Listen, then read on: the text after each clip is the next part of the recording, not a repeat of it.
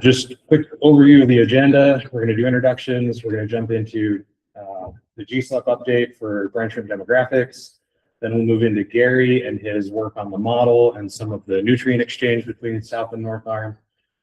Move into USGS's update on the nutrient stuff, and they're also going to provide some context on nutrient exchange between North and South Arm. Then we'll likely have a short discussion after those two have presented to get kind of the questions and the directions that Forestry, Fire, and State Lands may want to move, and some of those issues that came up in SAC meeting on Monday.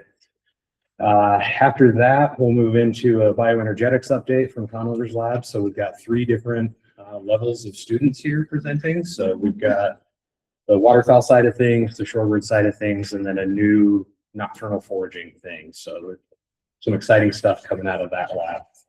Then we'll wrap up with the usual business, set the next couple of meetings, make some quick announcements, and then hopefully get you guys out of here and get to lunch that we have provided. So I guess I'm Kyle Stone, and I'm the project leader for Great Salt Lake Ecosystem Program with the Division of Wildlife, and we're happy to have you. I'm Connor Simon, biologist with Great Salt Lake Ecosystem Program. Jessica Bowman, wildlife biologist with the Great Salt Lake Ecosystem Program. Tom Moore, I'm with Water Resources. Crystal, I am outreach for Division of Wildlife Resources. I'm Mike Conover, professor at Utah State University. Phil Brown with the Brine Shrimp Cooperative. Thomas Bostius with the brine shrimp cooperative. John Lott, program manager, GSLEP. Bonnie Baxter, Great Salt Lake Institute at Westminster University. Christine Ramsey, USGS. John Neal, For those friends, Great Salt Lake. Lee Rose, GSLEP. Perfect, wildlife specialist. Angela Down, Forestry, Fire, and State Lands. Spencer Baxter, tech at GSLEP. Dan Chambers, University of Notre Dame. Jeff Dimbliker at Jacobs. Ryan Westmoreland, Ocean Star. Children Recreation, Great Salt Lake Institute. Chelsea Campbell, I'm happy to say more. I'm running for the Utah State University. Ashley Monroe, Utah State University. Lily Lambert, Utah State University. Roy Arrow, Utah State University. Warren Head, Utah State University. All right, perfect. And online, we have Becca Downer, Gary Belovsky, James Harris, Don Lautenbach, Rob Dubuque, Stephanie McGinnis, and Zach Nelson. Thank you guys all for coming. I want to make one statement. All these people back here are bioenergetic model. We collect thousands of samples. It takes hours to analyze a single sample. And these are the guys back here who spend endless hours in the lab working for us, analyzing all their samples. And we would be in deep duty if they were not working for us. So, Yeah. Thank you.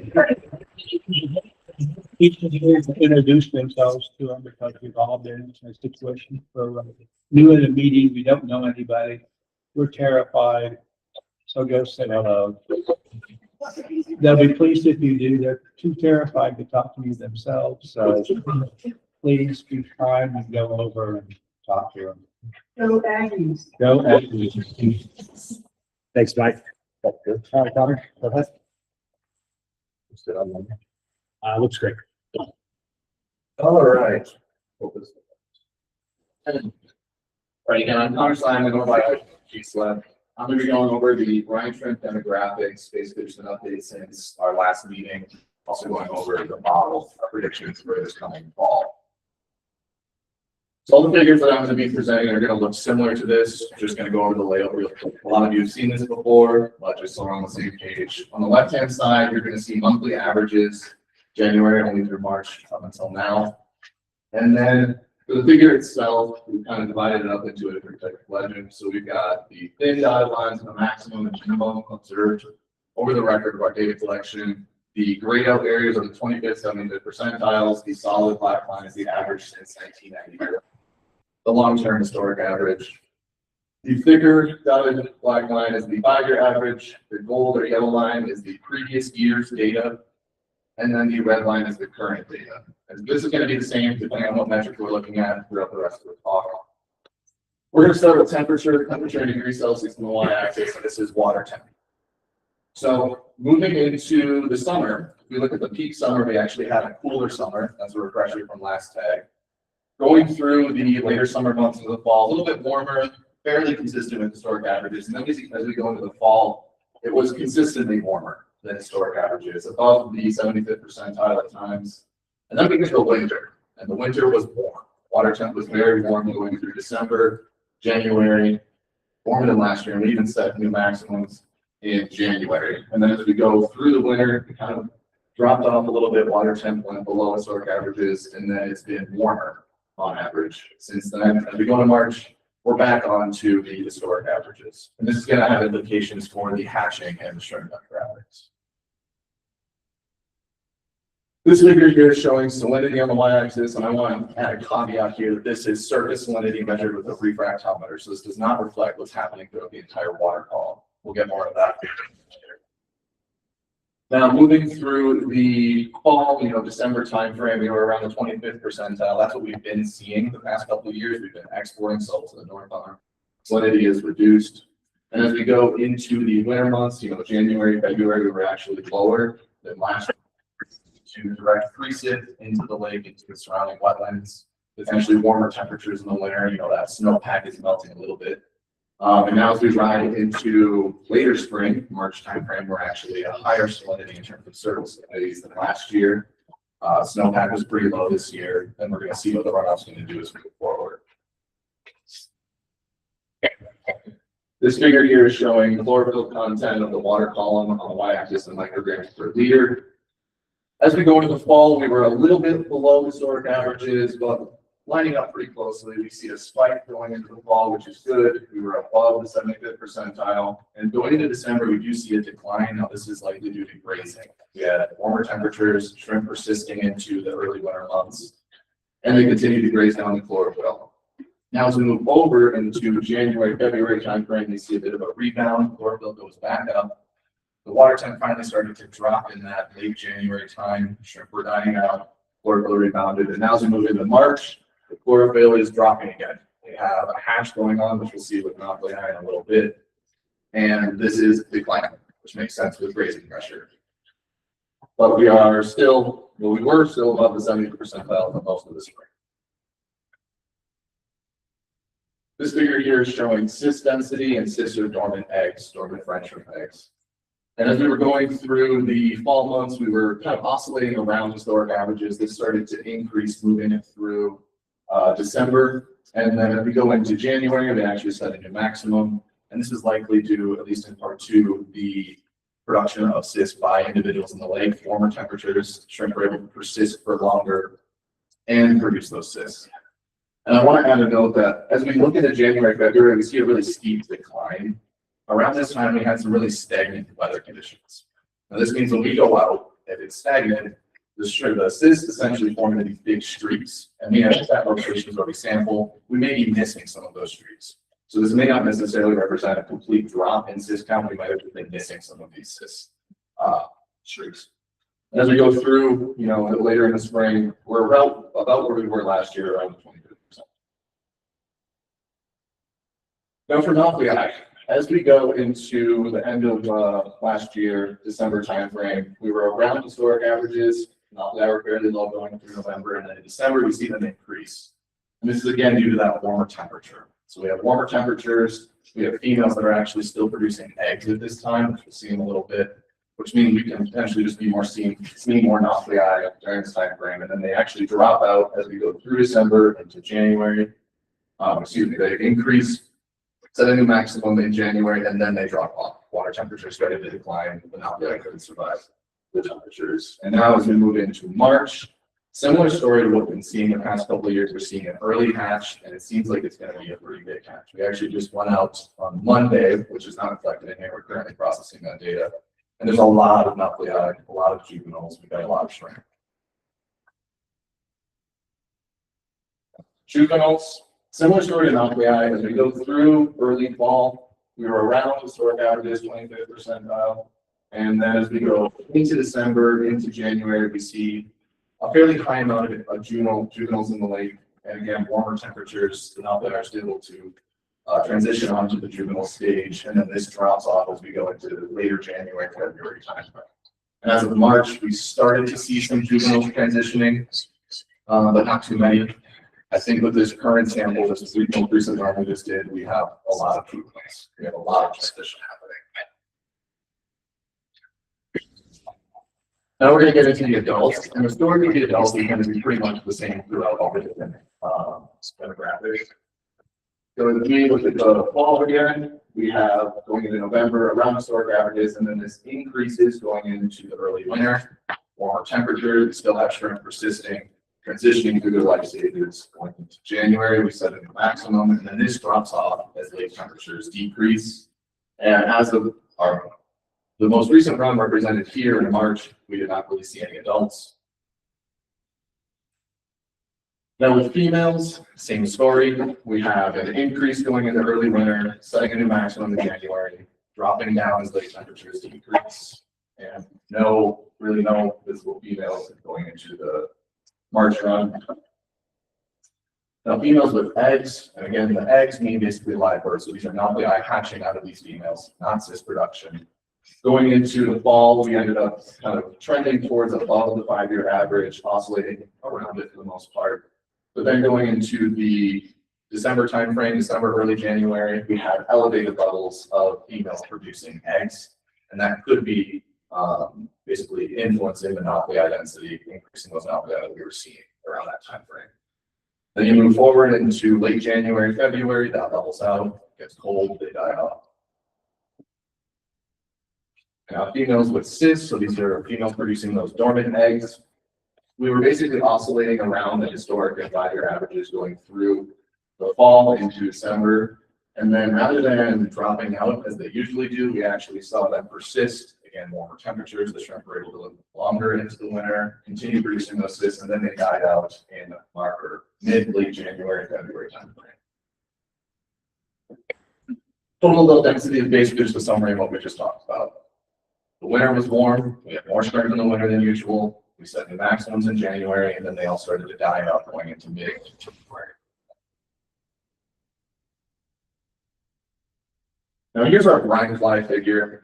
Again, this is a newer figure that we're presenting. We've been collecting data for a while, and this data is basically the abundance of brine fly bycatch, larval bycatch that we see in our vertical net haul. So we go on the lake, we do a net haul, we're looking for plankton, but we do get, brine shrimp, but we get a brine fly bycatch. And we started counting this back in around 2003. So we do have a fairly large amount of data, but we're not entirely sure where this fits in with everything. So with our current year, going into the November, December timeframe, we were above historic averages. Going through the winter, we set new maximums in January and February. We're not entirely sure what's causing this. It could be a factor of elevated temperatures, increasing larval activity, lower lake levels, changing the habitat for the brine flies. We're not entirely sure. But then as we move into March, this is leveled out and it's just above historic averages. Now we're going to get into the harvest model predictions. So this is where we're going to use our spring cyst counts to predict our fall cyst counts, what we're hoping to see fall 26. Now this figure can look like a lot, but we're going to break it down before we get into it. So here we have a piecewise regression. On the left side, from your perspective of the figure, we have the density independent side, and on the right side, we have density dependent. Now again, what we do is we take the data from our spring shrimp runs and we funnel this into the model and we use that to predict the fall cyst count. And this year we basically use a combination of nauplii density and also juvenile development to determine which data go into the model. And we have some data from both January and February funneling in, and that resulted in a spring cyst count of around 21 to 33 cysts per liter. That translates to a fall predicted cyst count of around 145 to 124 cysts per liter. And I want to basically point out that we're moving from the density independent side, that left side, to the density dependent side on the right, and we're talking about that fall cyst count. So 144 is on the density independent, 124 on the density dependent, an overall average of 152 cysts predicted. And this does encompass the peak. So we are encompassing the peak in this prediction, And this figure here includes all of our data. So there's no outliers dropped. This is all of the information included. And then when we do drop our outliers, it pushes us back towards the density independent side of the model. So it drops our spring cis count to about 13 up to 29 and changes our prediction to about 77 cis, 265 with an overall average of about 121.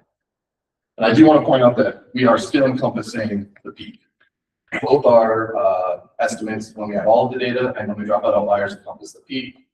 And it's going to be just basically seeing how the conditions play out moving forward throughout the summer to determine whether we're on the density independent or density dependent side, but we're poised to have pretty good cis production based on. And that's it. Does anyone have any questions?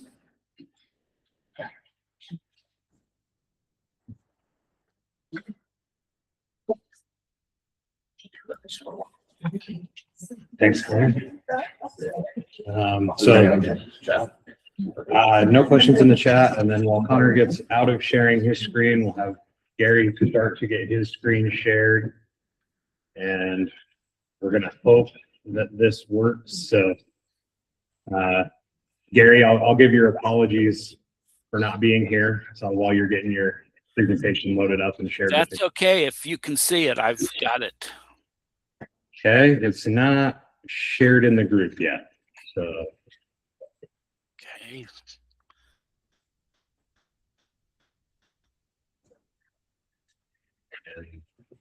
We do have a copy of Gary's presentation if we need it as a backup, so we'll just give this a minute to hopefully this will work. Let me try again. I get shared screen and then it asks me what do you want to share with the. Yep. So window is going to be the best thing, and then highlight the presentation. Got it. You got it now? Starting to come through. Yep. And then present mode right there. Perfect. And yeah, that looks great on our end, Gary. Okay, well, first of all, let me say I'm sorry I'm not there. The weather gods, again, got in the way yesterday with severe thunderstorms, so I couldn't get out of South Bend Airport and to Chicago. And with all the other problems, there were delays or cancellations due to air traffic control in Chicago, so I didn't make it. Anyhow, a couple of things I want to present today. One is I want to go over, let's see here. I want to cover the what we're sampling in terms of the brine flies in the lake, given our current work. And this is going out and sampling 6 sites on the lake for the microbialites.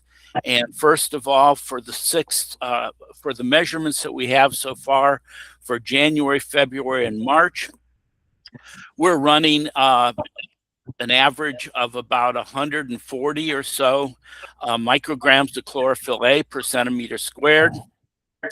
There's a difference with month, that's a small difference with month, and a small difference with the 6 sites that we're working with.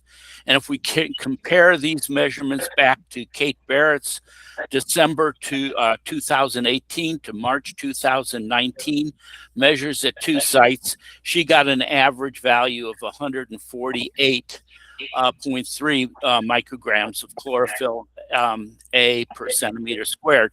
So our measurements at this stage match up very well with her measurements from December to March. When we look at the larval, brine fly larval counts that we're getting, they're much higher than what Kate measured.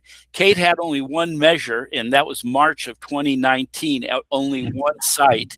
And her values were, her value for that one site in March was 0.16 larvae per centimeter squared. And we're running much higher than that. And that's at about 8 larvae per centimeter squared. And there's no difference between the months of January, February, and March, but there definitely are site differences. Now, let me point out, I think that Leanne, who's sitting there, who's been doing these samples, discussing this, we've come to the conclusion that Kate did the sampling of larvae using a vacuum, sucking up the larvae off the microbialite. And what Leanne is observing is that a majority of the larvae are actually burrowed down into the biofilm, and they probably would be sucked up by the vacuum. And therefore, that's why Kate's measurements are much lower than ours, which Leanne are measured by actually counting all the way through the biofilm. These larvae are all second and third instars.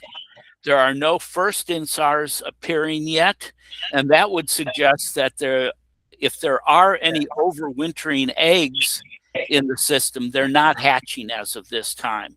Everything is already at the second and third instar, and on top of that, the proportions of second and third instars making up the larval population are relatively constant. So they're not necessarily at this stage yet growing and transitioning between second and third instar. Finally, we have pupal counts, and they're very, very low, ranging from about 0.05 pupae per centimeter squared to zero, essentially zero pupae per centimeter squared. And Kate, in her one sample of March of 2019, had no pupae in her sample either. So we're seeing some differences from what my Kate Barrett came up with, my previous student working on this, and what we're getting using a different sampling technique, which is a core, which goes down and takes off the complete biofilm so that we can look at it. So anyway, that is where we're at in our first 3 months of brine fly studies and biofilm studies to look at the production of the biofilm. What I want to focus on today is some preliminary estimates of what could be going on with managing the flow of water between the south and north arms by the presence of the berm. And this is back of the envelope calculations. These are some preliminary estimates that I've come up with and measured on several, well, not measured, but made projections since January numerous times to double check these back of the envelope calculations. And let me point out that some of these calculations I double checked. I hate to admit this, but I double checked the calculations by feeding them into artificial intelligence, and the artificial intelligence said, oh yeah, these are good approximations. So anyhow, this gives us at least something that may be going on. First of all, let's look at the USGS data that Christine has sent to me of flow from north to south, and then from south to north. And what we can see is that prior to 2022, we had some exchange between the north to the south and south to the north. After 2022, that exchange declined dramatically. And that would be the period after the berm was put in. In fact, if you think about it, due to water levels in the lake, the 2022 berm had virtually no effect in terms of transition, flow of the water. It was after 2023 to 2024 to 2025 that we see a big reduction, and there would have been at 2023 because of the lake levels. There would have been probably not much flow between, even with or without the berm. So what we've presented in the past is the nutrient dynamics within the lake, and all of these calculations were based upon the idea that everything was internal to the south arm of the lake, that the exchange between the north and the south arm were not important. Well, we know that's not the case now, and Christine, I'm sure, is going to talk about that in her presentation. This dynamic here came up with a value of about 4.15 milligrams per liter of total dissolved nitrogen in the south arm of the lake. And that matched up pretty well with what had been reported through the nutrient analysis that USGS had done, which was giving an average of about 4.25 milligrams per liter. So at that point, I said, oh, well, this is pretty good. They're balancing, and this connection between the north and the south arm of the lake may not be important. Well, we know that's probably not the case now. And if we look at this, and this is what I checked out with artificial intelligence, let's do simple back of the envelope calculations. And this is run through just a simple Excel spreadsheet saying, let's take time 1, make this transition, time 2, make a transition, and see where we get an equilibrium of nitrogen in the south arm and the north arm, given the exchange between the two. So this for those that are hydrologists and are into modeling hydrology, this is overly simplistic. But let's start out with the south arm being a bigger bucket than the north arm. And we've got a nutrient abundance in the south arm at equilibrium that is 4.15, which is what my calculations on the nutrient flow in the south arm would be. 25% of this water at this concentration is flowing into the north arm on an annual basis, this smaller bucket. 7% is returning to the south arm. And this is a flow based upon everything prior to the berm taking effect. And the berm really didn't take effect until, what was it, 2023, when it was raised even higher. And then it really doesn't even show up until the next year, which is 2024. If you run this over time, the equilibrium total dissolved nitrogen in the north arm increases to is 9.96, and this is for pre-berm. So you would get 9.96 milligrams per liter of total dissolved nitrogen in the north arm, and that would give you a 4.15 milligram per liter equilibrium in the south arm. And this difference is about 2.4 times higher nitrogen, total dissolved nitrogen in the north arm. And the USGS data that Christine sent me suggests that the flow, the concentration of nitrogen returning to the south arm is about 2 to 3 times greater than the total dissolved nitrogen concentration flowing from the south to the north arm. So this seems to at least get us in a rough ballpark estimate of what was going on before we start thinking about what's accomplished. Let me first point out, I know that there's going to be questions, and if there are, please raise them as we go along. So now let's take this bucket model and say we put the berm in, and we know that the flow really isn't affected by that berm until basically 2024 or late 2023, 2024, and 2025.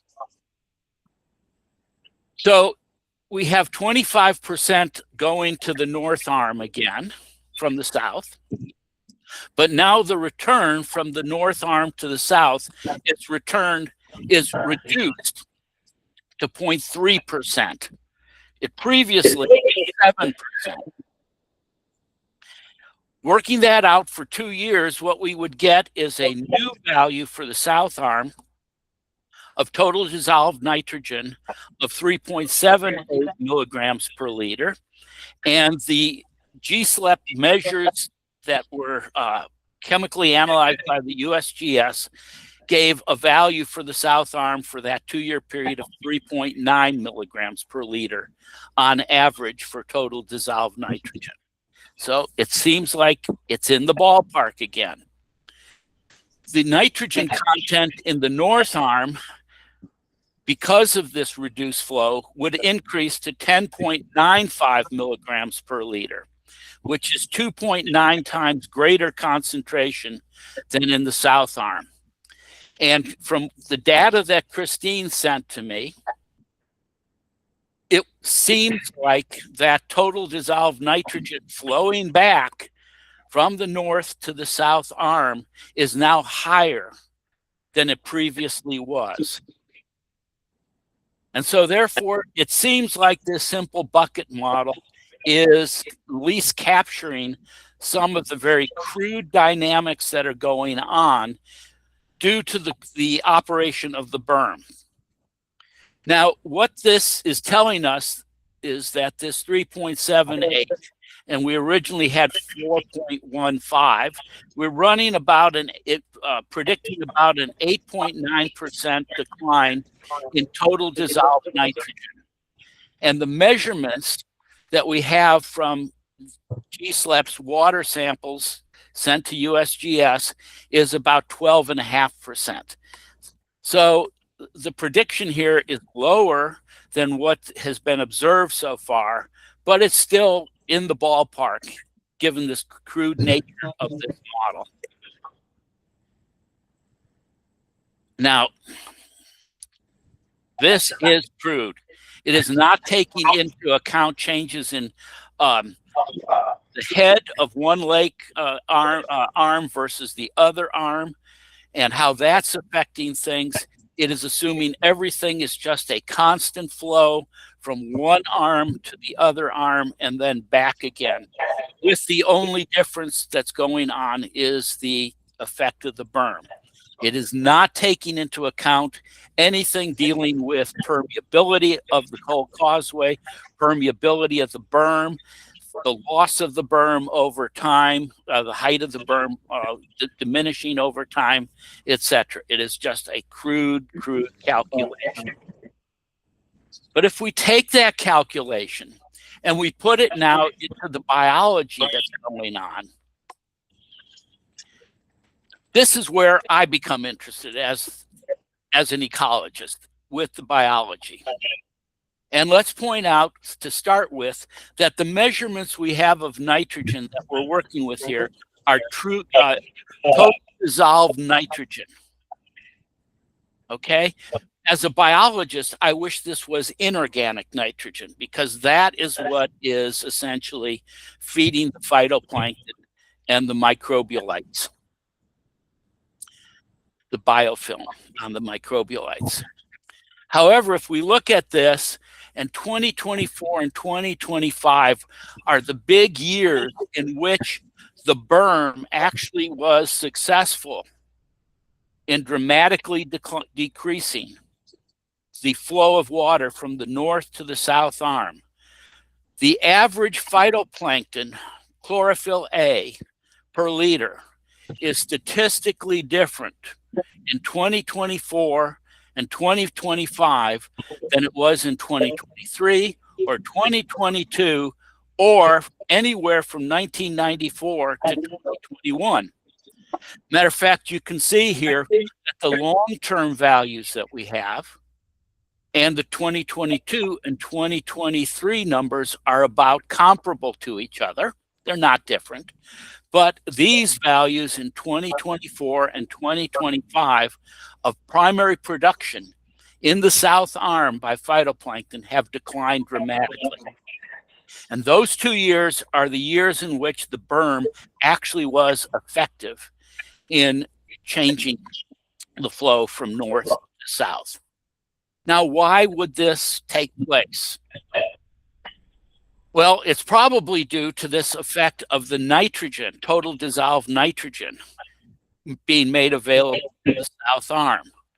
I wish, as I said already, I wish this was inorganic nitrogen, because that's what we know is linked directly to this primary productivity. But let's go back to our phytoplankton counts. And if we look at the phytoplankton counts in 2022 and 2023, compare it to the phytoplankton counts in 2024 and 2025, you can see up here in the upper left graph that there have been changes in the composition of the phytoplankton. Chlorophytes, Dinelliella in particular, has increased in abundance, and cyanophytes have decreased in abundance in the south arm. However, these changes and the diatoms, the bacillariophytes, have not changed statistically between those time periods. However, these changes are really quite small, and even though they're statistically significant, they're not in any way able to explain this decline in the phytoplankton productivity in the south arm of the lake. Leanne and I, looking at this data, were shocked, because what we saw was in these years here, if we looked at the chlorophyll A per phytoplankton cell, and this is measured in picograms per cell, we could see a regular pattern in the chlorophyll concentration of each cell in the phytoplankton by month. If we look at 2024 and 2025, a dramatic change took place in that time period. The phytoplankton cells that were there had much lower chlorophyll content. And the lower the chlorophyll content, it means that they're less nutritious to any feeding on them. And this chlorophyll content in these years over here, 1994 to 2023, were 0.04 to 258 picograms per cell. From 2024 and 2025, it goes to 0.04 to 30.9 picograms per cell. That's a big difference. Now, if we go to the literature and look at Dinelliella, and that's the main constituent of the phytoplankton, chemostat studies where they're feeding a constant amount of nutrients into the Dinelliella, the chlorophyll content ranges from 7 to 295 picograms per cell.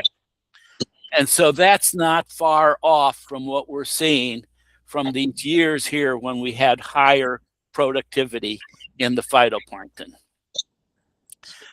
If we plot the number of phytoplankton cells per liter versus the chlorophyll in micrograms per liter, the blue line here is a typical, if you stretch out the x-axis, that gives you a relationship between cells and chlorophyll, which we have reported in the past and is regularly observed in most phytoplankton studies. In this period here of 2024 and 2025, the brown points here are these reduced chlorophyll quantities per cell. These upper values here occur in late 2025 and 2026 and indicate that the system, these cells now are going back towards what we originally saw within the Great Salt Lake for chlorophyll per phytoplankton cell. And a statistical analysis says that 83% correct prediction of these lower chlorophyll concentrations per cell matches with the presence of the berm actually changing flow in the lake. Why would the chlorophyll per cell go down? Well, looking at phytoplankton physiology studies, there's a couple of things. A, it occurs when cells are dying. It occurs when cells are nutritionally stressed, meaning fewer nutrients for their growth. Those are the two things that suggest that the berm has created a stress on the phytoplankton in the lake and have reduced the productivity within the south arm. I wish we had measured in 2024 and 2025 cell size of the phytoplankton. We didn't do it. So we would expect to see that the cell size maybe went down in 2024 and 2025, but I can't comment on that because we didn't measure it. This was a totally unanticipated result that we got after looking at our phytoplankton counts. But it's telling us that it looks like the phytoplankton in the south arm during those years have been stressed. And that stress on them means that they're less nutritious to being fed upon by consumers. Okay, now what does this mean in terms of the ecosystem? Well, taking the ecosystem model that I've been building over the last number of years, we can take what happened from 2022 to 2025 in the lake, this period of changes that we saw, one change being the salinity increasing because of the drought conditions we're seeing. And so we can put in 2022 conditions for salinity and see what happens to various biotic components of the ecosystem. We can put in the model, the nutrient model, predictions for the changes in nitrogen available and assume that changes in total dissolved nitrogen are equivalent to changes in inorganic nitrogen, which is probably not totally true because it varies much more. If there is a the relationship between total dissolved nitrogen and inorganic nitrogen varies. It's not easily a one-to-one relationship. But what I did was to look at a 6% decline and see what happened. And for the 5-year period, or the period from 2022 through 2025, I said, what happens if both of these things are occurring? And we can look at the phytoplankton, and we can look at the cyst production by the brine shrimp. We can look at the average abundance of brine shrimp predicted by these changes. We can look at what the biofilm production on the microbialites would look like. And we can look at what the brine fly larvae production would look like. And we can look at what the adult fly production would look like. And that's all plotted here as a percent change from pre-2022 to 2022 through 2025. The blue is the nitrogen only declines. The brown is the salinity increases, and the red is the combination of the two.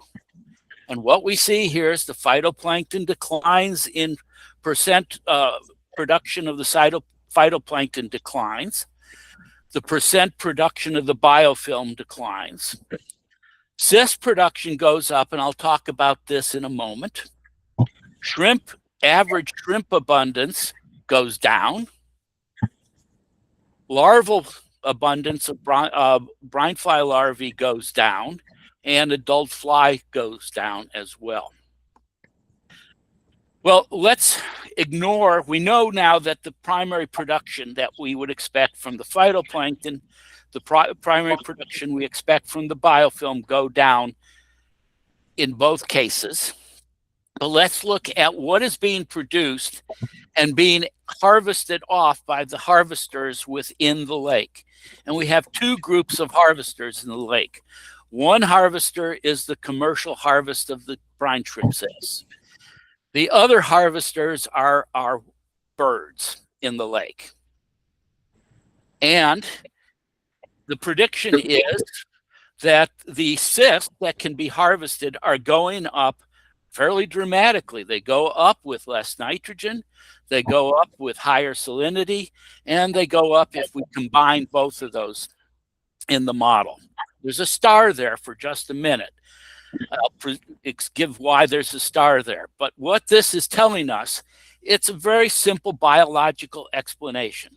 The shrimp are stressed by low food, by high salinity, and when they're stressed, instead of producing live young, they produce cysts. And that's why this cyst number goes up, or this change in cyst numbers increases. The star there is so that Thomas realizes that I'm taking something else into account that the industry is concerned about. And the model can be solved to look at it. It wasn't designed to look at this, but I went back and was able to tease out from the model how hard it was to get those cysts to hatch, or the time it took for all the cyst hatching to occur. And this stress means that the cysts are in deeper diapause, and it takes anywhere from 12% to 30% longer for these cysts to hatch than what was expected previous to this. So in other words, the commercial quality of these cysts may be declining, even though there are cysts there, because the industry wants these cysts to be able to hatch quickly for the aquaculture consumers. Have I explained that correctly, Thomas? Yeah, I think so. I just don't know for sure that the overlap, the years where the cysts were, we call it recalcitrant hatching, I'm not quite sure that those 2 years overlap with the 2 years of lower nitrogen in the lake. Actually, I think they're subsequent to each other. Well, this would take in that 12% takes in the high salinity and the lower nitrogen. Okay. But the lower nitrogen happened once the salinity started to lower again. So. Right. I solved the model for that whole period, going from one stress to another stress. So I didn't break out what was the nitrogen effect and what was the salinity effect. Okay. Okay. Doing this really taxes the model, okay? Because the model was made to do 1 year at a time type of thing. And this is combining a whole series of stresses over time. So, these are first rough approximations of what could be going on. If we look at the average shrimp abundance, it's going down, but it's not going down by a really large amount, which means that the birds that feed on shrimp probably are not going to be that affected by any of these changes. However, the birds that feed on brine fly larvae and brine fly adults, those are going down much more dramatically with the nitrogen declines and the salinity increase. And let me caution here, that part of the model, the ecosystem model, the benthic part, the brine flies and the microbialite biofilm, is the part that's the weakest right now because we're still collecting data on that from laboratory experiments. Leanne's running those right now in the lab across the way from where you guys are at. She's working on additional estimates of what's going on. So anyhow, what this is telling us is that there are differential effects being predicted by what we see happening with the salinity changes in the lake, nitrogen changes in the lake, and what the berm may be doing for these things.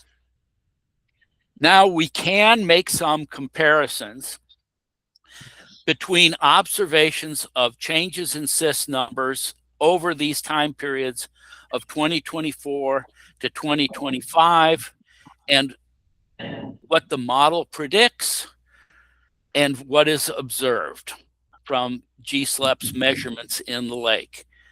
And we can do that for shrimp numbers as well. Black is predicted by the model. Red is what's observed from GSLEP measurements. And we can look at that in terms of the larval bycatch that Connor talked about from 2024 to 2025, compared back to everything that they did through 2003. And these are comparisons back to the average all the way to 1994 for the shrimp and the cis. And what we're seeing is changes that are consistent. The observed changes are consistent with what the model predicts. The numbers are not close to each other necessarily, but the directions are similar. If we look at just the nitrogen decline and salinity combined, the numbers match up a little bit better for the 5-year comparison, or the 2022 through 2025 comparison. So anyway, what this is telling us, I think, is that we can predict that the berm is having an effect on nitrogen and salinity. Those changes are having an effect on the biology within the lake. And those changes differentially affect things for different consumers of the resources that the lake produces. And those consumers are the industry and the birds. So what we've got here is something we never had anticipated that we were going to have, which is a tightly linked system of north and the south arms, with the north arm affecting the biology of the south arm. So that the return of north arm water is very important to the north arm nutrients, which drive the biology. There is no question that the berm is helping to manage salinity. It's reducing south arm salinity. It's been a great success in doing that. The caveat here is, but it strongly is impacting south arm nutrients. It's reducing south arm nutrient availability. And when early on with the berm being constructed, Thomas and I both raised the issue, were there going to be some additional effect by building the berm that affected maybe what returns to the south arm? What is predicted here biologically is that there's a differential impact on what is harvested by the industry and what can be consumed by birds as a result of this. So we can also see the data suggests that there's periodic stresses that are now being imposed by the berm on the nutrients and then the whole biological chain depending upon the nutrients for primary production. So there's periodic stresses. And this is demonstrated by this change that was unanticipated by us in terms of chlorophyll per phytoplankton cell. And this tells us that what we need that from the USGS is timely reporting of the flows between the north arm and the south arm. And that's needed if we're going to come up with better management of how the berm is operating. And I am not saying here that any of this can be used to answer questions of how much higher the berm should be made, or how low it should be, or how thick it should be in terms of allowing flow, but through it or over it, whatever. It's just telling us that we need to know more about the flows in order to understand the biology. And on a lighter note, most of you in the audience are too young to remember the television commercial from the 1970s for chiffon margarine, where chiffon margarine is growing on the plants, and Mother Nature comes in and tastes the chiffon margarine and says, "Oh, my sweet natural butter." And then they said, "No, that's chiffon margarine that tastes like butter." And Mother Nature says,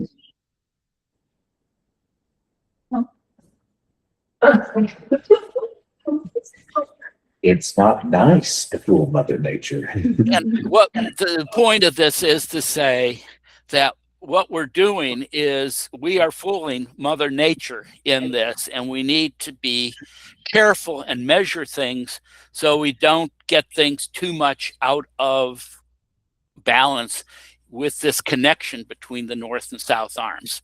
And that's where I end. Gary, Yeah, can I make a few sort of remarks and questions? I think it's great because it's like a first approach, and obviously it's rough, which, you know, you prefaced this presentation by saying that. But could you go back to that graph where you're showing the decrease in chlorophyll content over time in the last couple of years? Yeah. So if you look at the decrease in chlorophyll there, which we assume is correlated with a decrease in biovolume of phytoplankton. That's an assumption we're not sure about. You mentioned that we didn't look at the size of the phytoplankton, so we don't know for sure the biovolume. But if we make an assumption that the chlorophyll is correlated with the biovolume, then we get a decrease of about 20% of the phytoplankton in microgram per liter in this graph. Yep. And that correlates with a decrease of about 8% in total nitrogen. And so I'm just wondering, one of the thoughts that Phil and I were just discussing on the sideline is 24 and 25 are also 2 years where we had very early hatching of the population, which would have resulted in a decrease in phytoplankton as well. So I'm wondering if there might be a cumulative effect there. Again, I'm just sort of as a general comment, don't know for sure, but there could be something there. Thomas, you're right on, okay? Because if you look at in the upper right hand here, that chlorophyll content per cell, both prior to the berm and with the berm, goes down when you have lots of shrimp in the lake. Yeah. And part of that is you've grazed it down and you've got cells essentially that are just, you know, you've got reproduction young cells that are out there, and they're going to be a lower biovolume. Yeah. So, but that's a lot of detail here that we don't have the data at this point in time. Yeah. But what you're saying is certainly consistent with the time of the year that we see this. Okay, then another question I had, if you go back to the graphs where you're showing, you know, the harvest by the industry versus the harvest by the birds, I was just wondering there so how are we defining that change? Are we defining that harvest as in a cyst count, a maximum cyst count, or are we actually looking at the quantity harvested reported to the DWR there? That's not the harvest, that's the maximum cyst counts in the lake. Okay. I'm not getting into what's harvesting here. This is what is available to be harvested. Okay, yeah, no, that clarifies. And then if you go back to your last slide. This one? I would make sort of an additional comment here that it may be that if you bracket these nitrogen contents and the salinity contents of what we've seen historically, you know, there may be an inverse correlation between what the industry can harvest and what's available, or the cyst availability versus the biomass availability. But I would opine that in the long run, as you continue to decrease the nitrogen content, you're going to end up with an oligotrophic rather than a eutrophic situation. and you will end up with a very, very low brine shrimp population, which ultimately also will not be able to produce these kind of cysts that we've seen recently. So within those bracketed periods, I tend to agree with you for sure. But in the long term, I think that the benefit in general of having more nutrients or an adequate amount of nutrients in the lake are kind of running parallel in terms of the benefit to the avian population and the benefits to the industry. Thank you for bringing that up, Thomas. You're raising a point that I had forgotten to mention. That nitrogen decline by 6% is a decline for that 2-year period.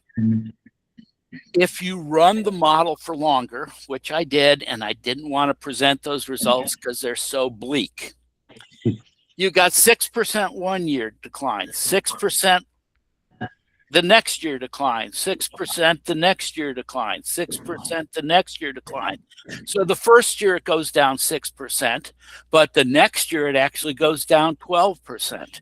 The next year after that, it's down 18%. The next year after that, you're down 24%. You're absolutely correct that nitrogen decline is accumulating over time. And so it is much more severe than just looking at the period that we have available so far. And so as a result, the shrimp numbers would go down much more dramatically. That would then eventually decrease the cyst production, but it wouldn't. They would be still producing more cysts than live young because the shrimp are now stressed even more. Yeah, on a per individual, they would just, the nitrogen wouldn't be able to sustain the amount of individuals that we're seeing today. Exactly. But the point is, we can't continually decrease the flow from the north to the south arm because this would be an accumulated loss of nitrogen into the south arm.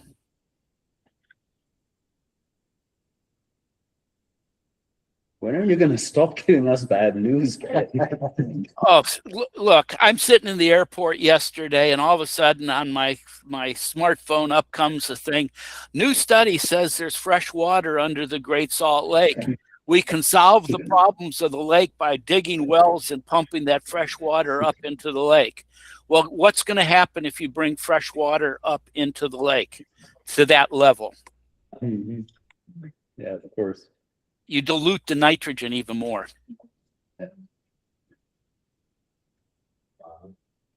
So it's not nice to fool Mother Nature. That's the motto here. Gary, in your model, this is Bonnie. In your model, do you assign the role of nitrogen fixation to an organism? Or are you just looking at the compounds? Just looking at the compounds at this point. No. We do know, okay, we are assuming, okay, the model right now for microbialite, the biofilm production, we know that euhalothices can fix nitrogen. We know from genetic studies that it has the genetic capability to be able to do that. We also know from the laboratory work that they don't need as much nitrogen as either the diatoms making up the biofilm or the phytoplankton, such as Donnelliella. So that would be taken into account by what the effect of nitrogen would be on the cyanophyte. Right. So we looked at with Jackie Winter's lab. They've been measuring biosynthetic pathways all over the lake and asked them to dig into the nitrogen a little bit.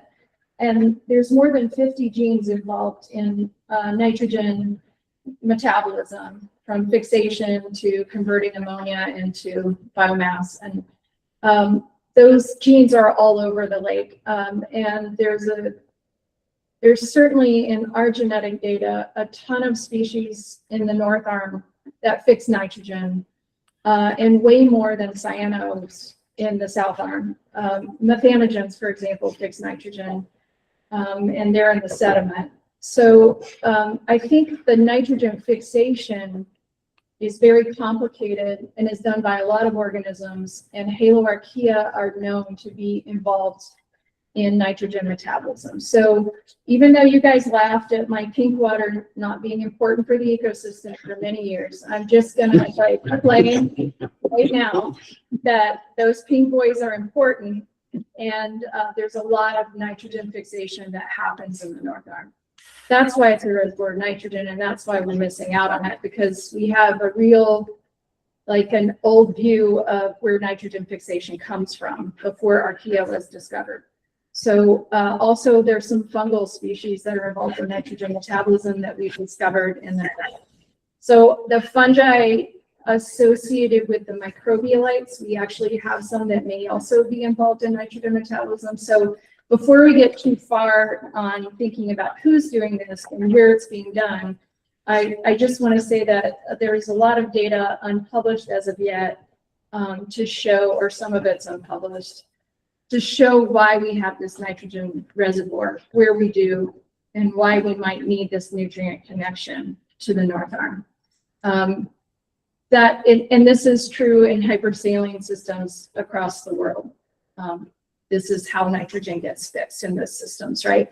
So I just don't want us to ignore that piece, even though that's why I was asking if it's in your model. And I don't think it is, and you said it's not, but I wanted to put that out there, that there's a lot of evidence for some really complex nitrogen cycling among those extremophiles in the North Arm. And in the sediment, the anaerobes in the sediment at the South Arm. Keep your fungi on your side. Yeah, right.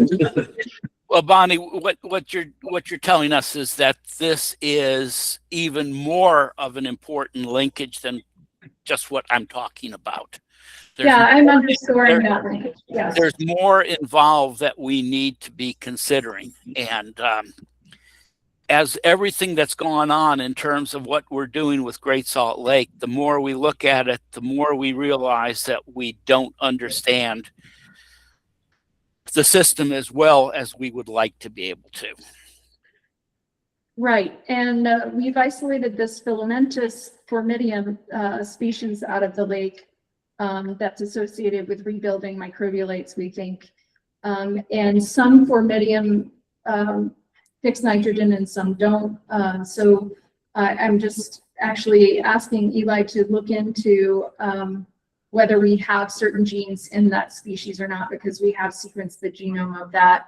We just haven't plumbed it for its nitrogen pathways yet. So and we don't know this about the Euhalothiaceae species that we have here, but other Euhalothiaceae species definitely fix nitrogen. So that is an assumption for those of you who aren't microbe people in the audience. Denali can't do this. So it usually the going ecology thought is that you look to the cyanos, but I think it's super interesting that some of these other heterotrophs are playing a role in nitrogen metabolism as well. Well, Bonnie, as an ecologist, what I would say is it's great to know that the genes are out there. We need laboratory experiments with the organisms to actually measure how much nitrogen they are fixating. And that, there are studies that Wayne Wurtzbaugh did that he wasn't able to show any nitrogen fixation from a lot of the water samples that he was taking. And I'm not saying that that's right or wrong. I'm just saying we need laboratory studies to show that these pathways are, how much are these pathways contributing to the nitrogen dynamics in the lake. So, I mean, this is opening up another whole area of investigation that we may need to proceed into.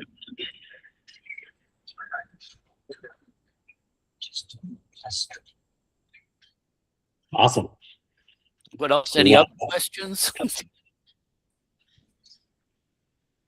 Doesn't look like it. Thank you, Gary. Okay. Tons of information coming out of that, and a lot of context.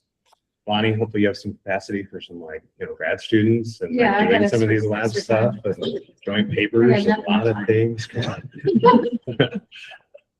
Yeah, lots of work that needs to be done and can be done, and lots of management decisions that can be informed. So again, thanks everybody for your contributions, because work like this could not be done without each and every one of us. So Christine's going to jump in and run her own presentation. So hopefully she can shed a little bit more light on some of this.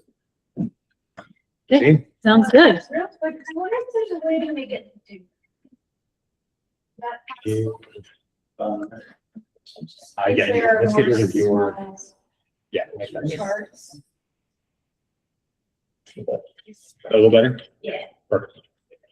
Okay. Awesome. Thanks for that, Gary. I think we have a little bit to add that will hopefully facilitate increased conversation. So I'll be providing just our standard lake updates on condition. I know many of you saw that at the advisory council meeting on our committee meeting on Monday, but many of you didn't. So I'll run through those updates of lake level, salinity, nutrients, kind of an update on our monitoring, how we're doing, and then jump into discussion of the flux at the breach. And then if we have time, I also put together some slides on our nutrient cycling work. So we'll get started. And Scott's going to join also. He's been doing a lot of the breach flux analysis, so he'll jump in partway through this and take over. He's here virtually. So just to reiterate, we USGS partners with the Great Lakes Ecosystem Program to monitor nutrients in the South Arm at 4 sites. We do that monthly, and then we also measure the loads of nutrients coming in via our major surface water inflows, as well as measuring nutrient flux at the 2 breaches, at the new breach and at Lakeside when there's flow. And we do monitoring in addition to trying to understand how nutrients move through the system, how they cycle. So this key monitoring, fundamental monitoring program releases growing understanding of these dynamics, supporting Gary's ecosystem model, supporting the Salinity Advisory Committee through salinity measurements and various studies that are coming up. So I'll jump into our lake updates. So in the South Arm, our most recent lake elevation was 4192.3 feet. That's up 1.3 feet since our seasonal low last fall, where we hit 4191. Relative to this time last year, we're down a foot and about 1.1 feet in the South Arm. For the North Arm, our most recent value was 4191.4.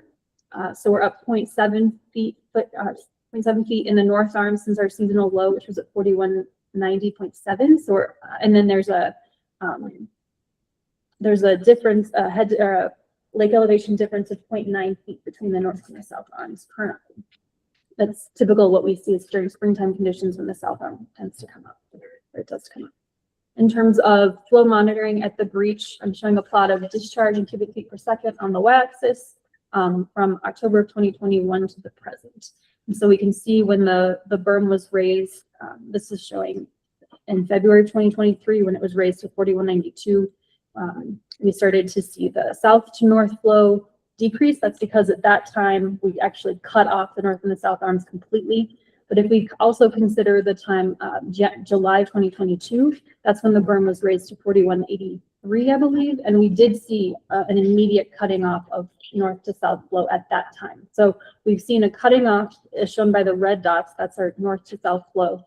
We've seen a drastic decrease in north to south flow starting in about August of 2022. And that's continued through the present. We have started to see a little bit more north to south water trickling back into the South Arm as the berm actually has eroded to a bottom elevation of 4186 at its lowest point. So it's kind of like a V-notch shape now. And we're getting some trickling of North Arm water coming back into the south. Our most recent measurement there on March 10th was 47 cubic feet per second flowing from north to south, whereas our south to north is flowing 647 cubic feet per second. And all of these data are publicly available. They're updated pretty soon after we get measurements. And our last three measurements are shown here, ranging from 600 to 700 cubic feet per second flowing from south to north. And then again, those return flows are really pretty low. And they're actually quite difficult to measure at this low discharge. Our uncertainty is pretty high. We're getting around 30 to 50 CFS over the last several months. And I will reiterate here, we acknowledge the importance of getting instantaneous estimates of flow here, but the conditions are very challenging because you have two bodies of water flowing over each other in an open channel. And the real difficulty comes in defining where that interface is between the south to north water flowing to the north and then the north to south water flowing to the south.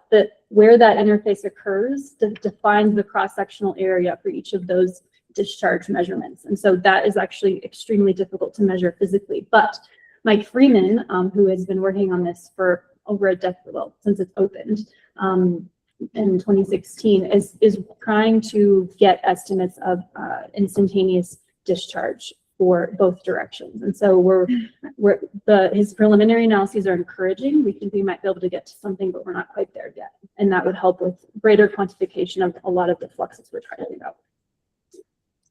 In terms of Lakeside, that's our breach on the far western side of the railroad causeway. Our last observed flow from south to north occurred last June of 2025. Any amount of flow we see occurring there is actually flowing from north to south. And so those measurements you see here from November through March are all from north to south. And that is water that's flowing from the Newfoundland Basin west of the Great Salt Lake and flowing in a southerly direction toward the south arm. So there's no exchange happening between the north and south arms at this opening in the causeway.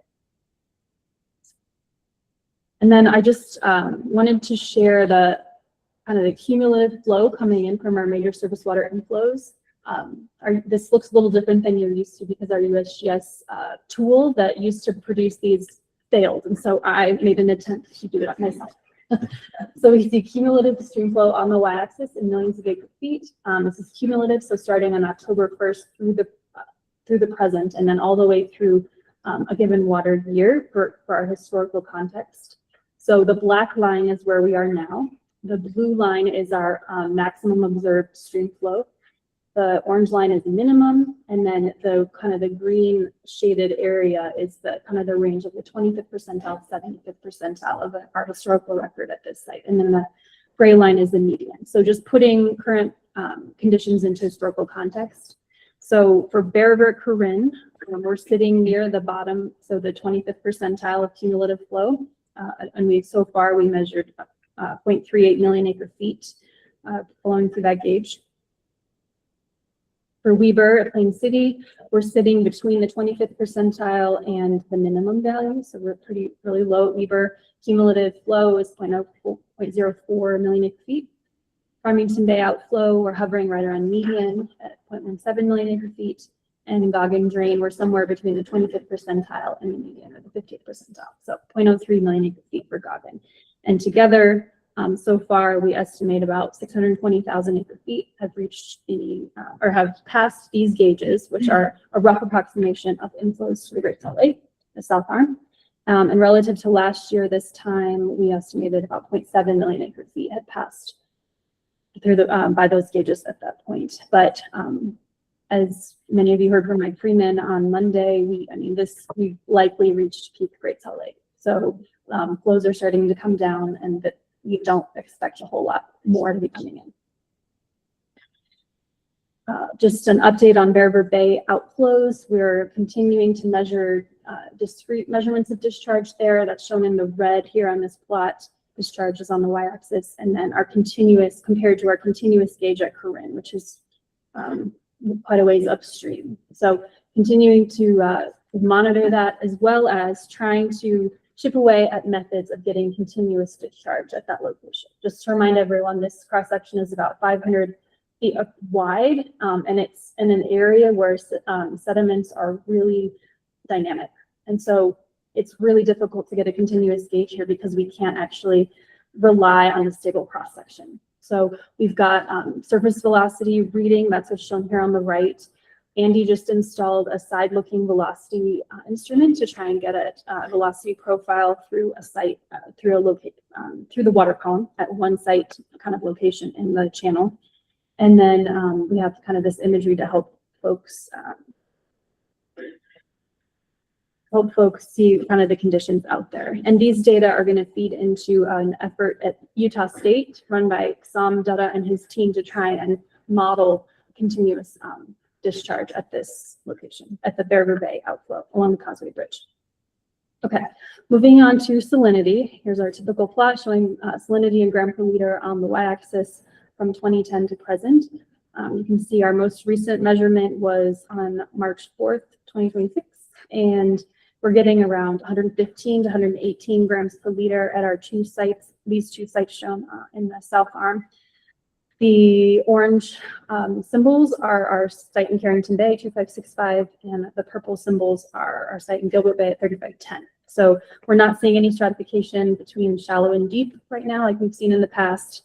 And the salinity is hovering right around kind of the bottom end of what this 120 to 160 gram per liter optimal range has been identified by the Salinity Advisory Committee. And these conditions are similar to those observed in previous springs like 2020 and 2013. We also have other measurements at Saltair Gauge, 117 grams per liter as of March 26th. And at the New Breach, we made measurements on March 10th, about 119 grams per liter there, and the north to south flow was 269 grams per liter. And this just sort of highlights kind of the recent trajectory that we've been seeing in the South Arm, starting from our historic high, or not historic, low lake elevation associated with high salinities in October and November of 2022, and how we've just progressively decreased since then in terms of concentration. We're about 5 to 10 grams per liter higher now than we were last year. Relative to last fall, salinities have come down 8 grams per liter as measured in Gilbert Bay, and have come down 13 grams per liter as measured in Carrington Bay. So seeing typical spring dilution as we'd expect. Okay, just a quick update on kind of our nutrient monitoring progress. In terms of open water samples, we've collected, I should say five sample sets, right on, pretty on target. We missed February, but we're on track to just continue this data and sample collection. In terms of inflows, we're also on track. We collected 3 to 4 nutrient sample sets depending on the site, and we'll continue to do that through the rest of the water year. Here's our most recent concentrations that we have. So these are a series of plots showing concentration in milligrams per liter as phosphorus or nitrogen for each of the species that we measure. So phosphorus, dissolved phosphorus, phosphate, and then total nitrogen, dissolved nitrogen, ammonia, nitrate, nitrite. These data go from the October 1st, 2024 through the present. And so currently we have data through November of 2025. I just emailed Jerry trying to get more recent results, and he's working on it with his lab. So just to give you a sense of our turnaround time, we're still waiting about 6 months to get results from Jerry. So, and then just generally, we're seeing, we saw dilution of our total phosphorus and nitrogen concentration, both dissolved and whole samples last spring, as we might expect. And then our inorganic forms of nutrients kind of behave according to not dilution, other processes happening there. And we're not really seeing any difference between shallow and deep samples, nutrient concentrations. We look at a longer period of record. So these are for our 2 sites in 2565 and 3510. You can just see historically, as many of you know, we've observed higher concentrations of nitrogen and phosphorus at depth when there's a deep brine layer present. More recently, we see them shallow and deep concentrations being more similar. And we did see a dip kind of in the beginning of 2025 as observed, as shown in these data here for dissolved nitrogen. For phosphorus, that's less obvious, but still not seeing any stratification in terms of nutrient concentration between shallow and deep waters in the South Arm. And then here's just an update of our inflow nutrient concentrations. We tend to see really high phosphorus concentrations at Goggin, at the Goggin inflow site, as well as from north to south. That's the green triangle here. And then certainly from our south to north, at our south to north site at the Breach. And in terms of nitrogen, again, really high concentrations in our north to south, flow at the breach, and then also at Goggin and south to north flow. So just to give you a sense, we're continuing to monitor, all of these are being tracked and will be used in various analyses that we show. So just a quick status of reports. We are working on the lab comparison to update the FY25 report, and then we'll get you the annual report for 26 coming up here in a few months. The South Arm Nutrient Mass Balance report that was led by Hannah McElwain has been submitted to the Journal of Hydrology and Studies, and we're waiting on the journal decision. And so what that analysis did is it quantified the amount of nutrients coming into the system via surface water inflows, as well as atmospheric deposition, and it quantified exchange at the breach from 2010 to 2021. So I'll show some relevant results that are, I think, important for this discussion. And I want to acknowledge Sam Lopez. He kind of took over reconciling co-author comments to get that submitted to the journal. And then in terms of the nutrient cycling report, our data release that is a compilation of everything we collected as part of that effort has been published. Those data are publicly available. And I'm currently working on the interpretation and drafting the manuscript. So yeah.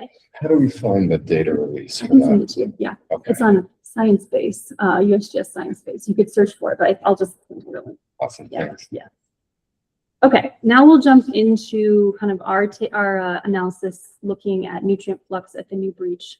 I'll just start by acknowledging just that the North Arm contributes a lot of nitrogen and phosphorus to the South Arm. And so this is a plot that Hannah made.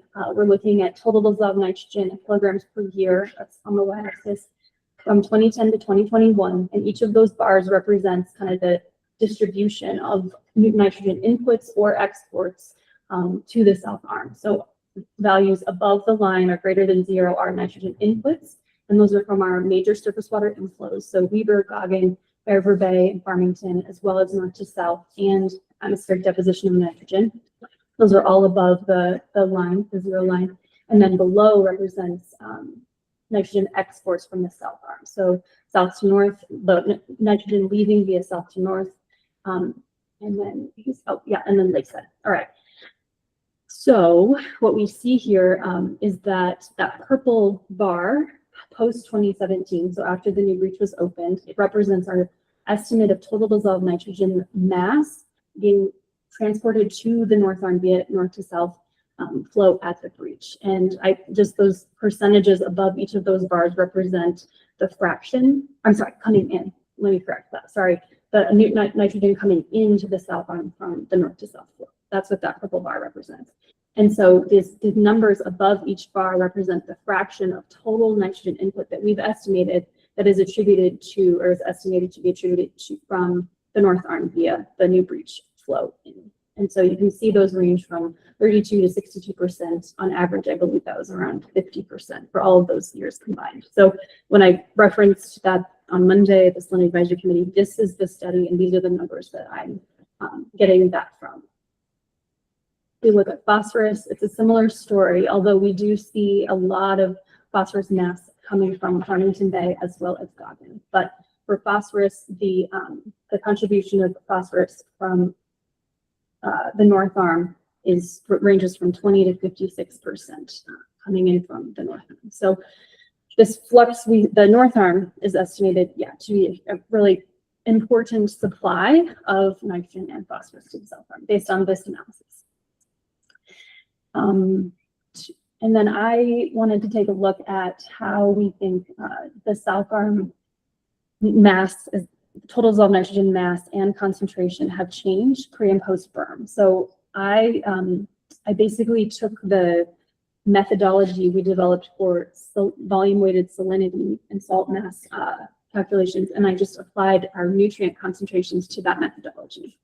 And so this is showing the volume weighted total dissolved nitrogen concentration from 2010 through the fall of 2025. And you can just kind of visually see how the clustering of dots post these two lines represent berm modification, post berm modification in from 2023 to 2025. They're certainly lower than the years immediately prior to, but not necessarily unique from concentrations we've observed in the past, like around 2015 or even 2010. And running just a t-test between concentrations from 2021 to burn modification and then burn modification to 2025.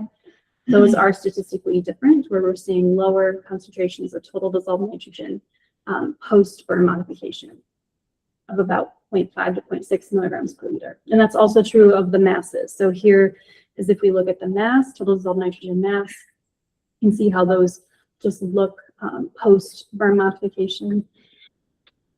And yeah, so significantly lower total dissolved nitrogen mass post burn modification. And even if I consider the entire period of record we have back to 2010, those total dissolved nitrogen concentrations are significantly lower than what we've observed previously. So that's just looking at the mass and the data we have in the South Arm itself. And then, of course, we can look at the fluxes happening at the breach, which is similar to what Gary did. But here's just a box. Basically, what I can do is I can take the discharge from south to north and north to south, pair that with concentrations, and basically get estimates of mass transfer per day in each direction. And then I take the south to north flow and flux minus the north to south flux, and I get this net value. So a positive net nutrient flux indicates exports. So we're exporting salt or dissolved nitrogen and phosphorus mass to the North Arm. And the kind of the salmon colored bar represents post-burn modification, and the blue color represents pre-burn modification. So you can see there, and for dissolved nitrogen, those are statistically significant differences where we're seeing greater exports, greater loss of nutrients through the new breach location after the burn was modified. And if we back out an annual mass of like how much nitrogen we've lost, that results in a decrease of 0.14 to 0.21 milligram per liter nitrogen decrease per year in the South Arm. So I basically take the masses that we lost to the North Arm, compare that to the resident nutrient mass in the South Arm and its volume, and estimate a decrease of about 0.1 to 0.2 milligram per liter decrease of South Arm concentrations per year. So corroborating what Gary showed. And now I'll pass it over to Scott, who will kind of walk you through his analysis where he looked more in detail at how nutrients are fluxing and even getting into more inorganic nutrient questions.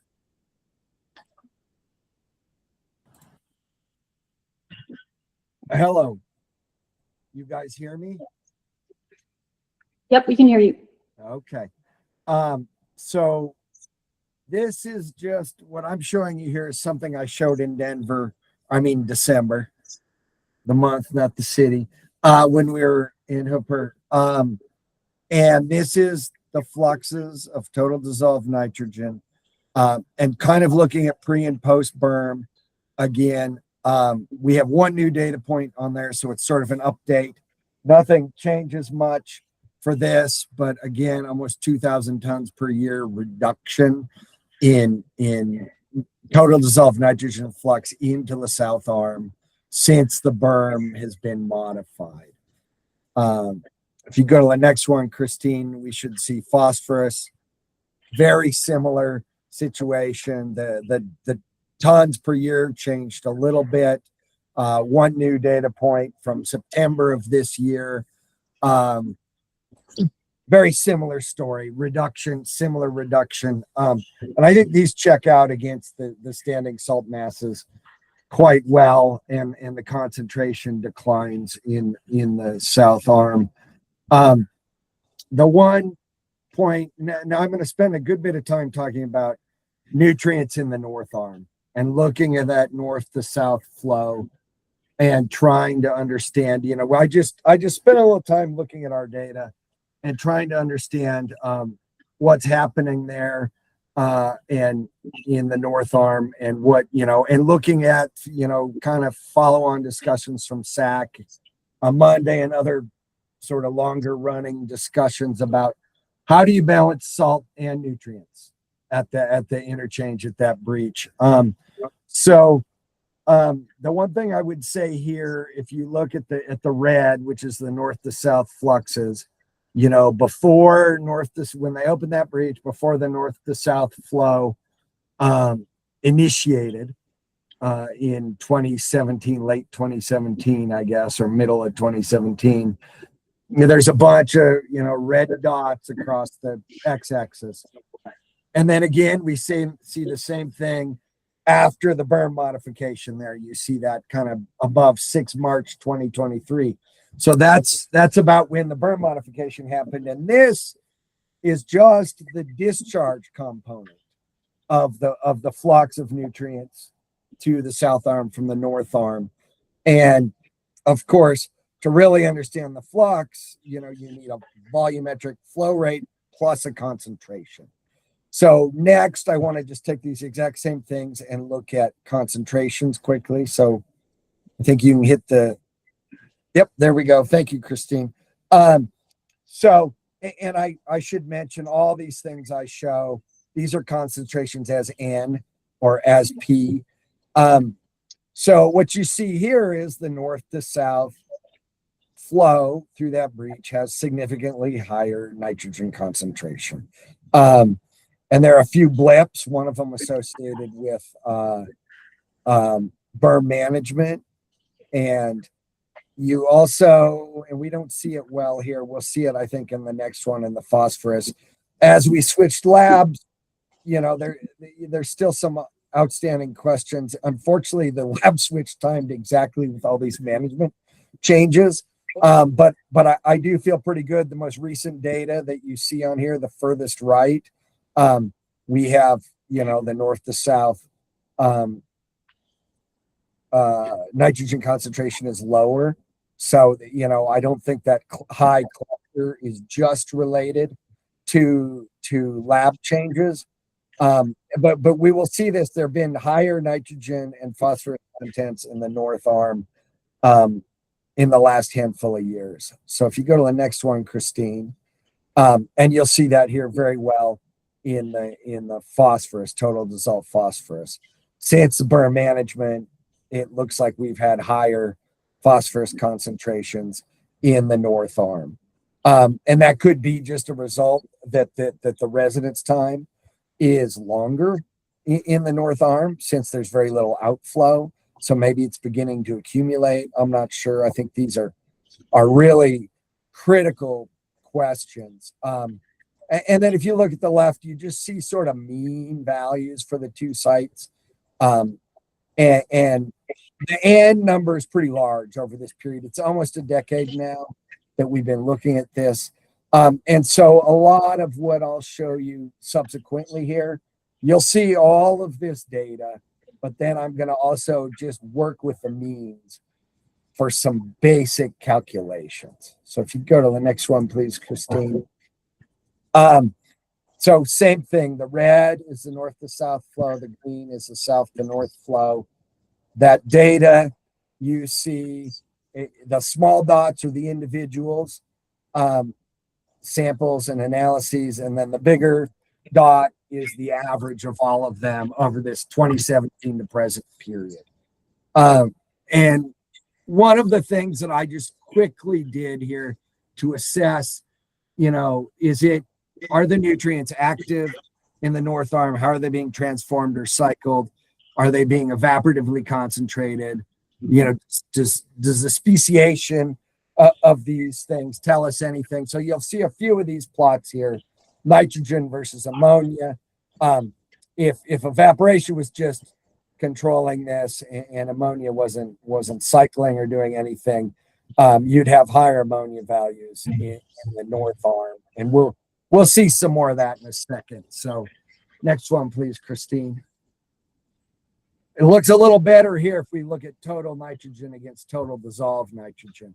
And this is kind of, if your nutrient behaved as a salt and you just flux water off and distill away and concentrate your nutrient down, nothing else is happening, right? There are no Haber-Bosch microbes or any other crazy stuff. This looks like more what you would expect. So and I haven't looked at this, but I think the total dissolved to total nitrogen ratio between north and south arm is probably pretty similar. Next one, please, Christine.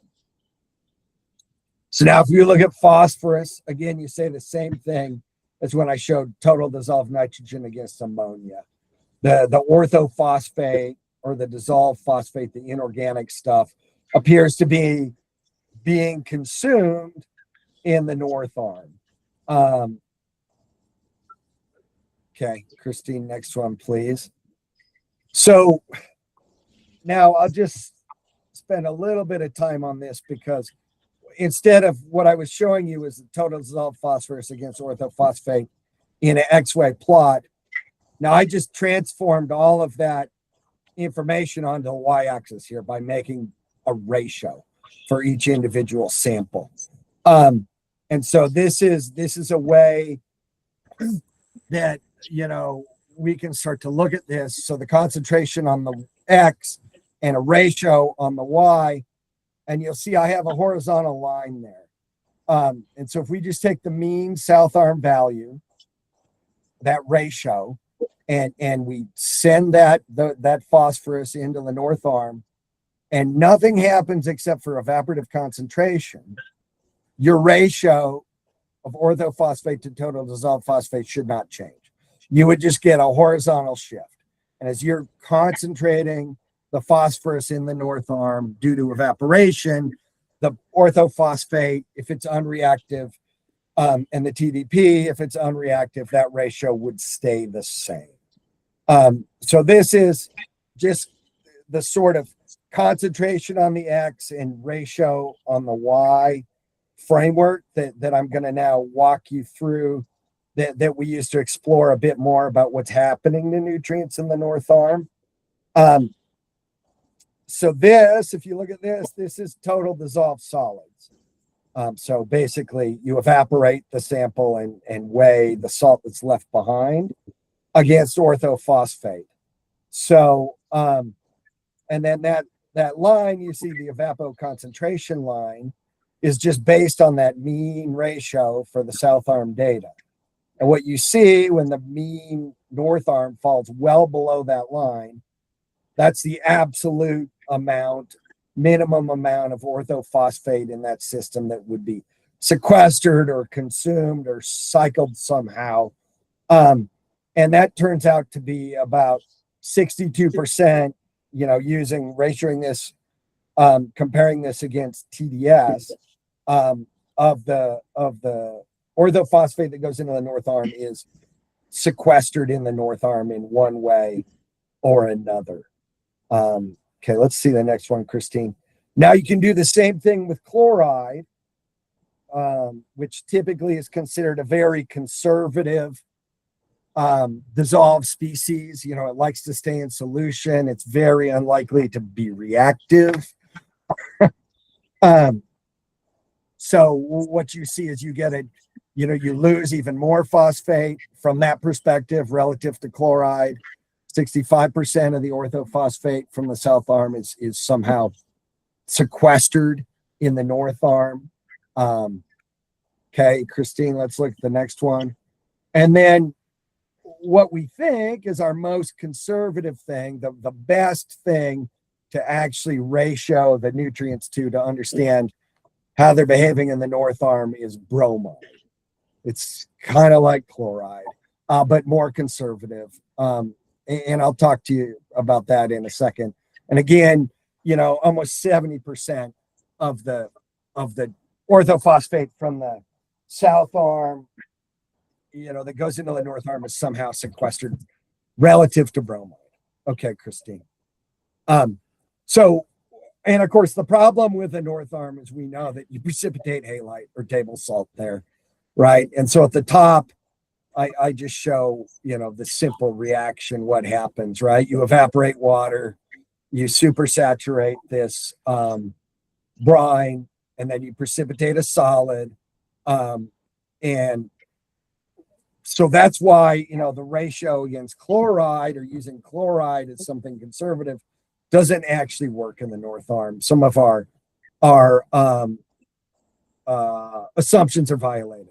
So bromide is just more conservative. It doesn't really substitute. It's sort of a geochemical twin. You see that oval there.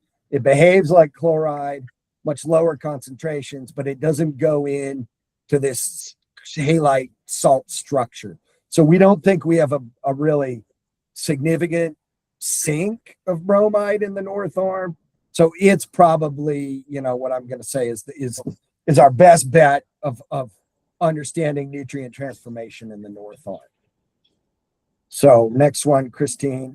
And then, I briefly just want to show, we tried. So what I showed you for phosphate, because that's sort of where I think we have the highest sort of confidence, at least in the orthophosphate and the TDP numbers, ratioing this against TDS, against chloride, and against bromide. You can also say, why not specific conductance or something else that's easy to measure. And what you see here, the specific conductance of the brine versus the total dissolved solids, is you lose all kinds of sensitivity for that in the North Arm range of salinities. So you keep concentrating the brine, but it doesn't get any better ability to conduct a current. Next, Christine. And then something we didn't do, which I think will be important to do, but why not salinity, the standard density measurement, using equation of state to turn it into salinity. And, one reason is I think the equation of state seems to be we've done a few samples. It seems like it works at North Arm salinities. It's not well verified. Another question is, do we use mass or volume units for the salinity estimates? And then honestly, bromide, I think, is going to be more conservative than salinity because, the sodium and the chloride are dropping out. And so it's giving us a less accurate picture of what's happening to the nutrients in the North Arm. Okay, Christine. So I just want to revisit this again.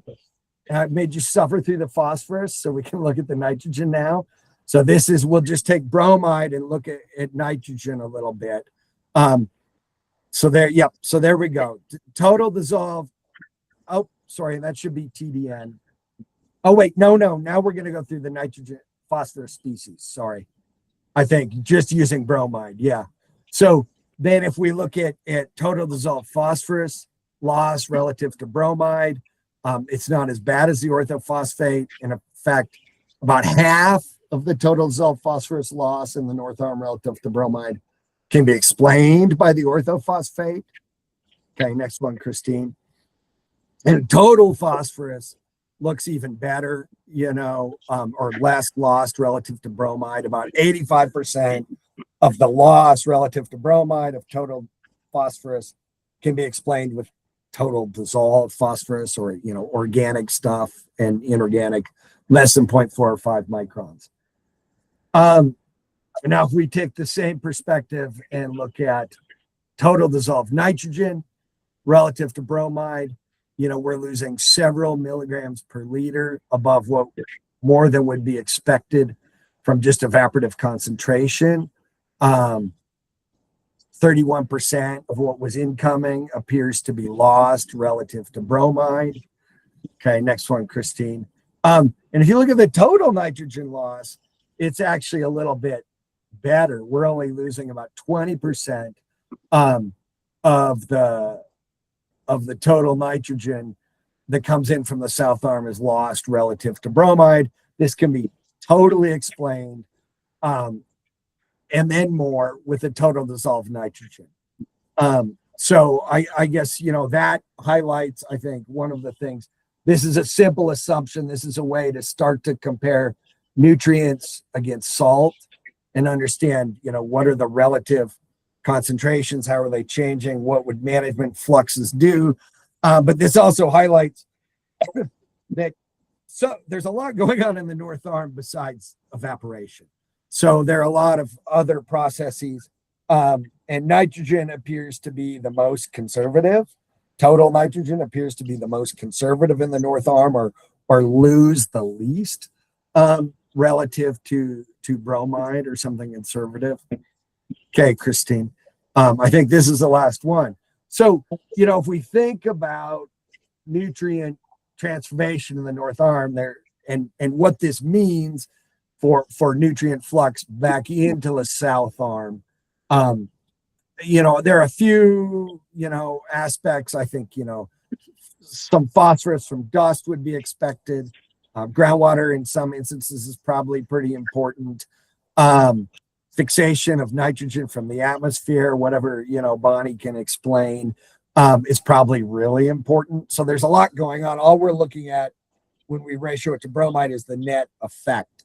And then the other thing, though, that I think is perhaps important is the residence time of the brine in the North Arm. If there is, in fact, some transformation that's happening in the North Arm and it has some sort of consistent rate, then the longer the brine, it doesn't flow out, right? The average residence time of that brine in the North Arm, the longer it spends there, the more those cumulative effects or those transformations accrue to the North Brine, which would then change your inflow load coming back if you were to tear the berm down. So I think, you know, understanding some of the transformations, maybe their rates and the residence time of the brine could be useful if it looks important. And then the other thing I think that's critical here is what I did is I just assumed that the new breach, the fluxes in both directions, the south to north flux is representative of the South Arm. And, you know, from the work that Christine does and the volume weighting of this, we know that's not the best estimate, but it's better than nothing. For the North Arm, we have nothing else.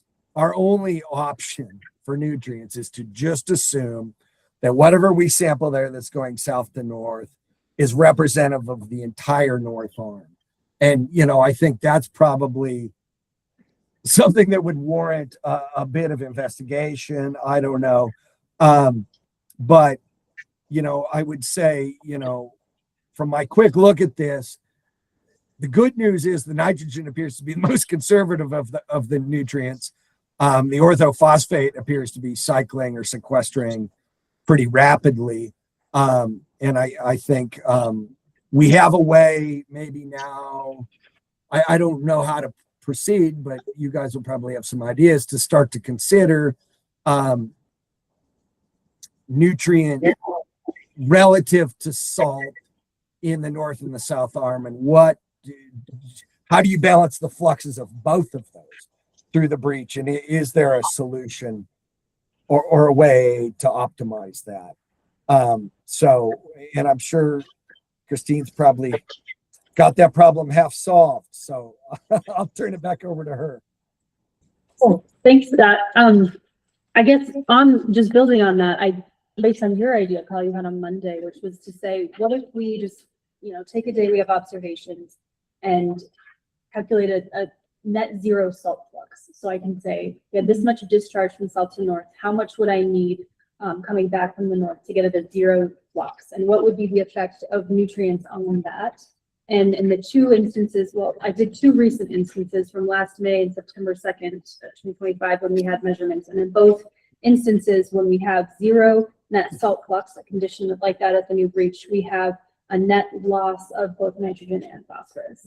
That varies through time, depending on kind of the ratio of nutrients to salinity in the South Arm. But that gives you kind of just a ballpark back of the envelope idea of like if our target is to get a zero net flux at that connection between North and the South Arms, you will be net exporting nutrients under that scenario. And I did run it from 2017 to 2022 when I had a data set in our USGS database, and they were by and large the same story, net positive export of nutrients, nitrogen and phosphorus to the North Arm. But those are very preliminary analyses. I can try to build that out a bit more for our next kind of SAC discussion, but just to give you some idea, I think that's the crux of it, is like if we modify the berm, what is the relative effect on salts and nutrients? So starting to chip away at that. And then the kind of the masses that I showed, that trend in masses over time, that's the building block of an isomass framework. We wanted to do that for nutrients. So we're well on our way there to just try and play some games with how salinity nutrients might evolve with various spring conditions. But I guess I'll just leave time for questions right now before we jump into the next topic, which is very different if we have time. Yeah, But if there's any thoughts on what we presented in terms of the changes we're observing from nutrient concentrations and low masses in the South Arm, or anything Scott shared with relative to these changed kind of nutrient transformations happening in the North Arm. Any questions relative to nutrients before we move on? Shift gears a little bit. Christine, this is Gary. Okay. Is there someone on the We're on the same page. Gary, barely hear you. Would help if I brought the microphone down. Much better. Okay. Christine, I think we're on the same page in what we're looking at. I'm wondering, instead of trying to figure out the effect of salt versus nutrients on a flow measurement relative to each other, what about if we looked at it managing the berm on a monthly basis? Would there be times when the berm could be opened to allow nutrients to return and closed at other times to prevent salt from returning? So view it as a seasonal management strategy rather than some sort of continuous response. Yeah, Gary, that's something we've talked about in the past. Basically, at that time when we were having those conversations, it was about how do we ratchet down the salt mass in the South Arm. And you could do that by kind of exporting salt when the concentrations in the South Arm are the highest. So yes, there's been talk about kind of opening it in the fall, right? How do we do that? No, close it off in the fall to prevent North Arm water from getting in, and maybe even trapping it in the spring to get water coming into the South Arm to dilute the South Arm salt mass. So from a salt mass perspective, yes, we have talked about seasonal modifications of just trying to, because there's like these swings when we get net export and net import, and it tends to be after the spring runoff. During spring runoff, we get a lot of salt export to the North Arm, and then it kind of, if you think of the Great Salt Lake, it's kind of a bathtub. Then the South Arm and North Arm elevations equalize, and that's when in late spring and summer we get that really big pulse of salt coming back in from the North Arm. So depending on whatever conditions you're trying to get to a higher salt mass or a lower salt mass, you can use what we know about the hydraulics and the hydrology to time your modifications. Yes. I don't know how the state feels about that, because that might be a more expensive option. But, and also I don't know off the top of my head. Well, I think the nitrogen and phosphorus concentrations would increase and decrease in sync with salinity based on kind of how they dilute and concentrate together. But for inorganic nutrients, if we were targeting that, it might be a little more complicated. Well, I was just thinking, could you let the nitrogen nutrients come in the late winter? Because then you'd be spiking the primary production in the lake, and then shut it off after you've brought the nutrients in for primary production. I think another consideration for something like that, Gary, is the deep brine layer and the lag that you might have at those nutrients sitting at depth. And depending on lake elevation, if they would be readily mixed into the upper brine layer where it could be biologically assimilated, that's another element to consider. Christine, are any of the nitrogen measurements that we're talking about done with sediment? These ones? No. But I did get a lot of information. Okay. Just that's where the methanogens will be, so that could be a sink. Okay. It sounds like the south is at a loss of nutrients to the north. Gaining nutrients from the breach. However, do we understand what the net gain or loss for the entire South Arm is of nutrients? For example, we have a sewer line now, sewer discharge coming down the north side of Antelope Causeway. Is there any measurements being taken to understand, with human population growth, or even we're losing nutrients from south to the north, we're not getting nutrients from the north to the south. Is there still a net gain in nutrient load in the lake because of the other inflows that are happening in the factory? So when we did the mass balance analysis from 2017 to 2021, we didn't really see any changes in the nitrogen, the totals of nitrogen mass through that time, suggesting that it was kind of at a equilibrium, like that we weren't seeing changes to suggest there was a net export or import. But the more recent calculations I did, a post-berm modification, showed that we are kind of potentially seeing a drop in South Arm nutrient concentrations, which would suggest we have a net export. And then our calculations at the breach are suggesting we are exporting more nutrients than we were previously. But we haven't taken into consideration the West Davis Sewer District effluent in the last few years. So we would have to update those calculations for the inflows to verify that. But The sister action of the lake is significantly above average for the last three, since we closed the breach off. And they opened that West Davis about the same time. So while that costs on the cooperative, that something's going on right there. But I think one of our sample sites for all this nutrient data is right outside of the Farmington Bay inflow. Yep. And it's designed to capture that inflow. And so I think any net nutrient input is going to be captured in these samples. And so my interpretation based on this conversation, what it is maybe we're not losing at the higher rate that we could have if we hadn't have installed that pipeline. And so maybe we're not seeing as large of an effect.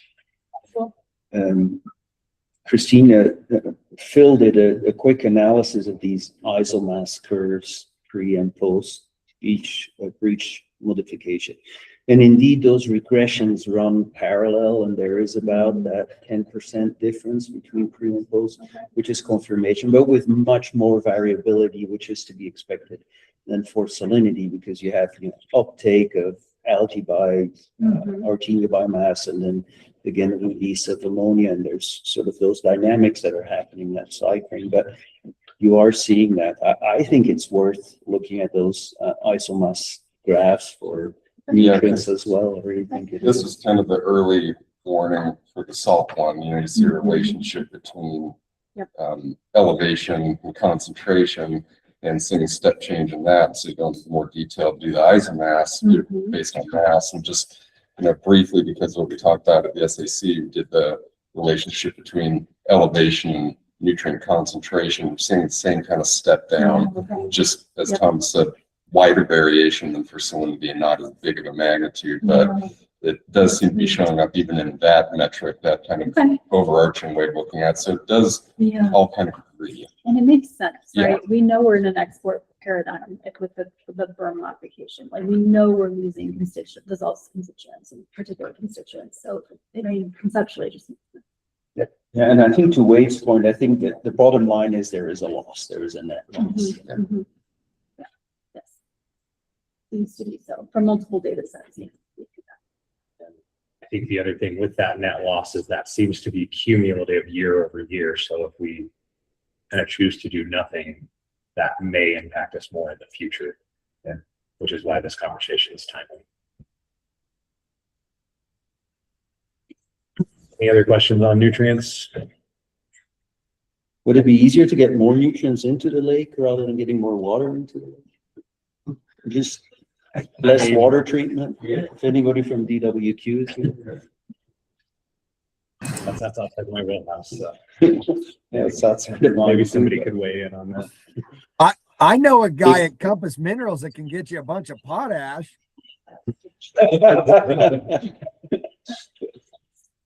So I did prepare to give an update on our cycling project, but I'm a bit hesitant to jump into quite a large topic, limited time.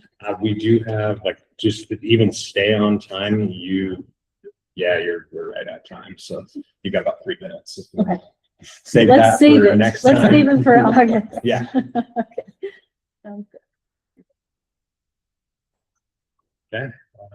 Thanks, everybody. I guess we're going to transition now to bioenergetics, and we're actually running pretty close to right on time. So, Lauren, Did you want to start and then Mike will do your introductions later? Yeah.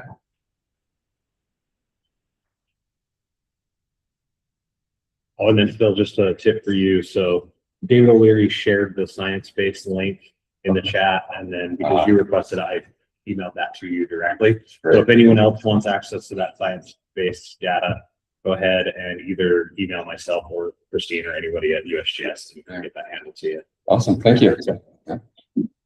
So switching gears here, my name is Lauren Head and I'm a PhD candidate at Utah State University. I've been working on the lake since 2021. I started my PhD in January of 2023. So, approaching the end by some measurements. So yeah, I'm going to be giving you guys a little bit of update on the work we've been doing on the water bioenergetic side of things. My model specifically is focusing on open water wetlands around the Great Salt Lake. I'm trying to quantify food availability and demand in these areas. So I'm going to talk a little bit about just general bioenergetics updates. Sorry, we're trying to make it look better online. Yeah, so we're going to talk a little bit about bioenergetics updates. Mostly we've been working on kind of quantifying the sort of relationship between waterfowl navigating kind of a landscape of risks over the course of the non-breeding season and how that may be playing with the relative availability and depletion of submerged aquatic vegetation over the course of the year in the fall. I'll also be discussing some preliminary data from our waterfowl diet study that we got handed by the division at the beginning of this year. And then I'll be providing some brief updates on how our sample processing going. As those of you who have been following, that is a very large effort. And there has been, we've made a lot of progress, so it's super exciting.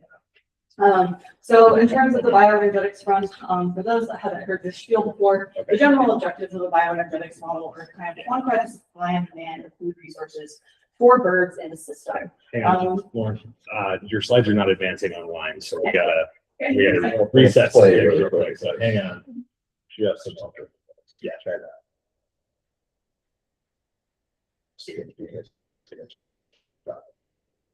It wouldn't be a tag meeting without technical difficulty.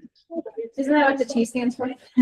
What was that? That's what the T stands for, in fact. Right. Technical Difficulties, yeah.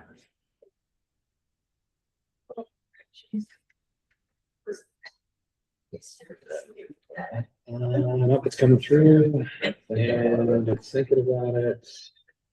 But we just need to get to the right of this. Yeah. Now you got it. There it is. Thank you.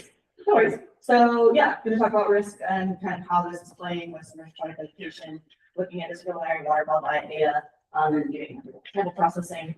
So on the bioenergetics front, the general concept of the bioenergetics model is we want to basically evaluate the caloric availability of food resources in a system. So estimate kind of the total number of calories that are associated with different habitats and different habitat resources that are used by water birds. So these are going to be things like macroinvertebrates, seeds, and submerged aquatic vegetation. We're also concurrently going out and conducting water bird population surveys to look at how water bird population dynamics are kind of relating to both these food availability and these caloric demand, these caloric availability estimates, as well as trying to kind of quantify the relative demand for these resources in these systems by these different birds. And then we're looking at how these population dynamics play with things like biomass, food availability, as well as other factors like water depth and temperature.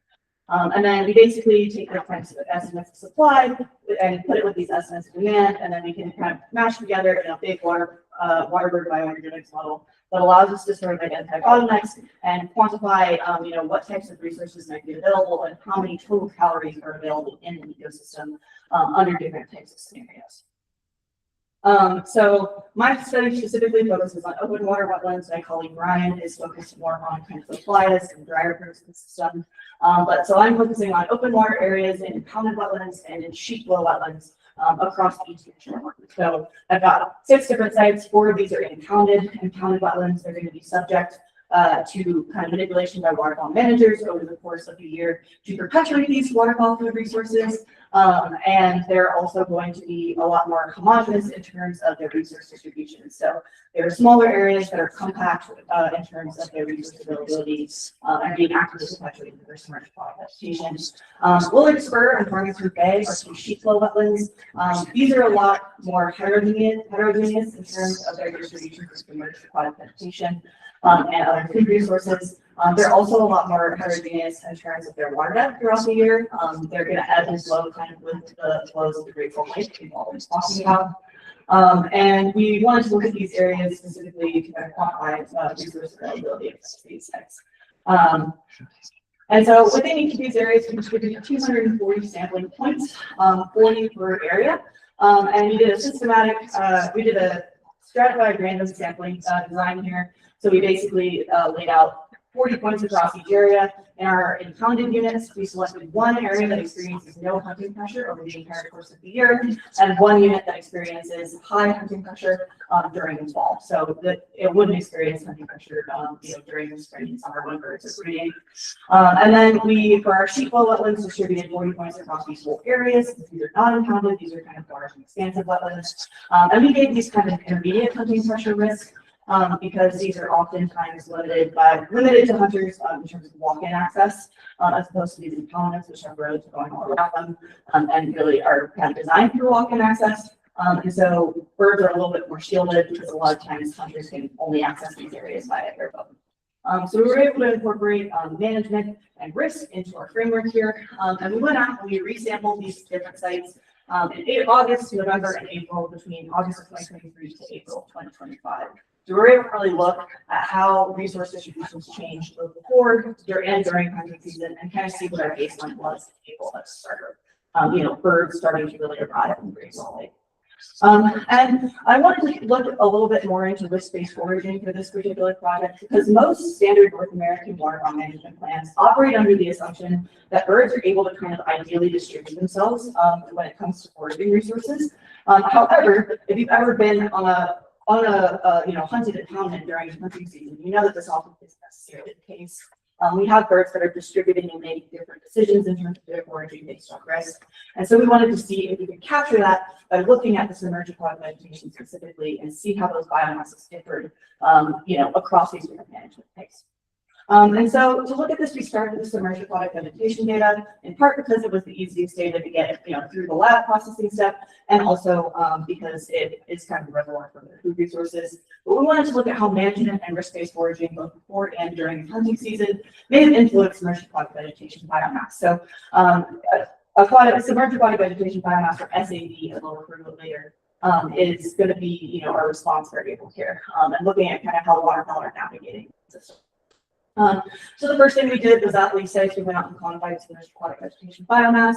We collected, 1,400 biomass measurements of submerged product vegetation using a double-sided upgrade that we dragged for a meter. We took all these measurements back to the lab and we identified these things to genus species. And then we took dry weight biomass estimates so that we could get an estimate of what might have been available on the gate density in these areas. And then we also concurrently went out and estimated waterfowl densities in relation to depth, biomass, and management. We did this using point counts. Now we did diurnal point counts here. I have an undergrad later who's going to talk about, some nuances to this, but we wanted to see mostly if using these diurnal surveys, which is what our waterfowl managers are already doing to kind of monitor their waterfowl populations, would suffice to sort of get at some of these questions about risk and whether or not this combination of using these submerged product vegetation measurements and these diurnal surveys would tell us anything about how birds are navigating the submerged product vegetation landscape. And so we went out between April and December of 2023 to 2025, focusing on quantifying density in open water habitats.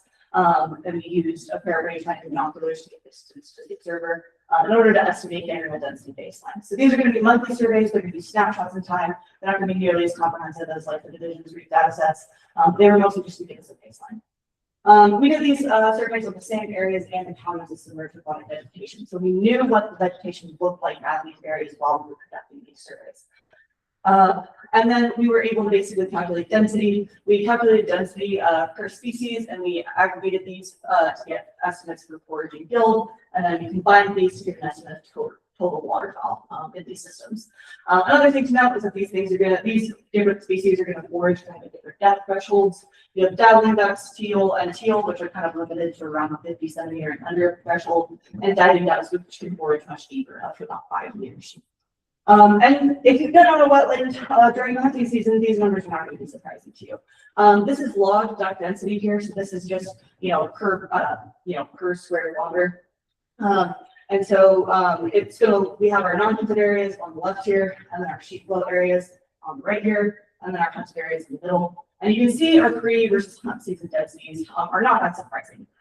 So birds are really flocking in high densities to these rest areas or non-hunted units. This makes sense because, they're being actively hunted during the fall, and they seem to be sort of responding to, returning to these rest areas regardless of whether or not there's so much product vegetation there. And we see them in the highest densities, in both these kind of low and intermediate management thresholds during the hunting season. Whereas we see the opposite trend in our hunting units. We have higher densities of birds before the hunting season, likely tracking those resources before they become too risky. And then we have individuals kind of dropping in density during the hunting season as they kind of avoid these kind of high risk zones. And this number looks higher than this number just because these rest areas are a lot smaller. So you have more birds in a smaller space versus these larger expansive sheep flow wetlands. So then we wanted to look at kind of formalize these relationships. We wanted to test these management and bird effects on submerged aquaculture. We did this using zero-inflated generalized linear mix models. So remember, submerged aquatic vegetation is a response variable in this situation, and that tends to be very zero-inflated. Because it's very patchy and heterogeneous across the landscape. But these models are really cool because they allow you to not only look at drivers of the magnitude of vegetation biomass, but also the drivers of that presence or absence, which is really interesting when you think about how vegetation changes in November when we tend to see collapses across those sites. So these zeros are very valuable for data set. So we have 3 hypotheses here. First, we wanted to kind of just look at what was actually driving the submerged aquatic vegetation in terms of these kind of environmental factors. So we looked at things like depth, turbidity, salinity, within period temperature deviations and things like that. We then looked at pre-hunt dynamics. So how are these kind of environmental drivers that we know would be important for the model influencing the quantity of these vegetation resources, and then when we add birds as an indicator, how are birds responding to that vegetation, and are we seeing them be attracted to this vegetation because it tends to be a reservoir of these kind of resources that is more important to waterfowl. And then we looked at November retention, so we isolated our November data set, and we looked at how this depletion effect, so what's left in November, what might be driving that, and how the birds kind of fit into that picture. So for mechanistic drivers, the drivers that were most significant in determining magnitude were within period water temperature deviations, water depth, filamentous algae biomass, and then this interaction between management and period, which makes sense because we're seeing, this like the rest of these different areas kind of respond differently to the vegetation in the course of the season. And then we also have differences across years. And then presence absence drivers were kind of the same sort of theory, same sort of thing. When I talk about filamentous algae biomass, I'm talking about this stuff over here. This is all kind of this cladophora kind of nastiness that tends to be associated with high vegetation in these areas, and can often kind of snuff out that submerged aquatic vegetation. And this was the result of that model. So this is kind of our predicted estimates. These are extrapolated out to the total area size of hunted, non-hunted, and sheep flow area that was inundated based off of the wet data set for this month or for these months. And so you can see some really interesting trends kind of emerge here. So these sheep flow wetlands, when they do flush, which is relatively uncertain, because remember they're very heterogeneous and subject to the ebbs and flows of the Great Salt Lake, they're producing really large quantities of submerged aquatic vegetation biomass, which is really makes a lot of sense when we look at how these birds are responding to these areas before and during the hunting season. And then we also are seeing declines across all areas, which we would expect. And then in Able, there's not really much there. A lot of these kind of submerged aquatic vegetation species are perennial, and they're not, coming up quite yet. And interestingly enough, we saw significant retention relative to other management statuses when we looked at this management times November interaction. And so basically, we're seeing that these hunted units relative to these other areas seem to be retaining more vegetation. which is really interesting when we start to think about, these risk-based and grazing implications, because we know that these areas have really high densities of this optimal and high volume vegetation. And this, we can see this play out in kind of our relative bird abundances as well. And just remember that these are snapshots; these are not, total estimates. But you see these numbers really play out. So you can see in areas that have kind of higher vegetation flushes, we see the birds kind of seeming to attract that vegetation, especially in our hunted units, but kind of favoring these rest units, regardless of whether or not they pertain to vegetation. And then you're seeing them really strongly track these flushes of vegetation in these two sheep wetlands. So Farmington Bay and Williamsburg both have really killer submerged aquatic vegetation years in 2023. And then in 2024, we saw that there was almost no vegetation in Williamsburg because there was a lot less water. And you can see the birds are really strong in tracking those relationships in those sheep wetlands. So they're seeing these this kind of green flush of vegetation as a signal of their resources. So we formally tested that kind of attraction hypothesis using another generalized zero-inflated gamma model. So we looked at magnitude of water depth, the spillometric salty biomass, and then we looked at kind of pond management and then September waterfall density might drive magnitude. And when I talk about September waterfall density as a driver here, I'm not meaning to say that birds that haven't arrived yet are influencing August vegetation. I more mean to say that when you're staring at a wetland that has birds on it in September, are those birds responding to some sort of vegetation? So are you seeing, are they indicative that vegetation is there?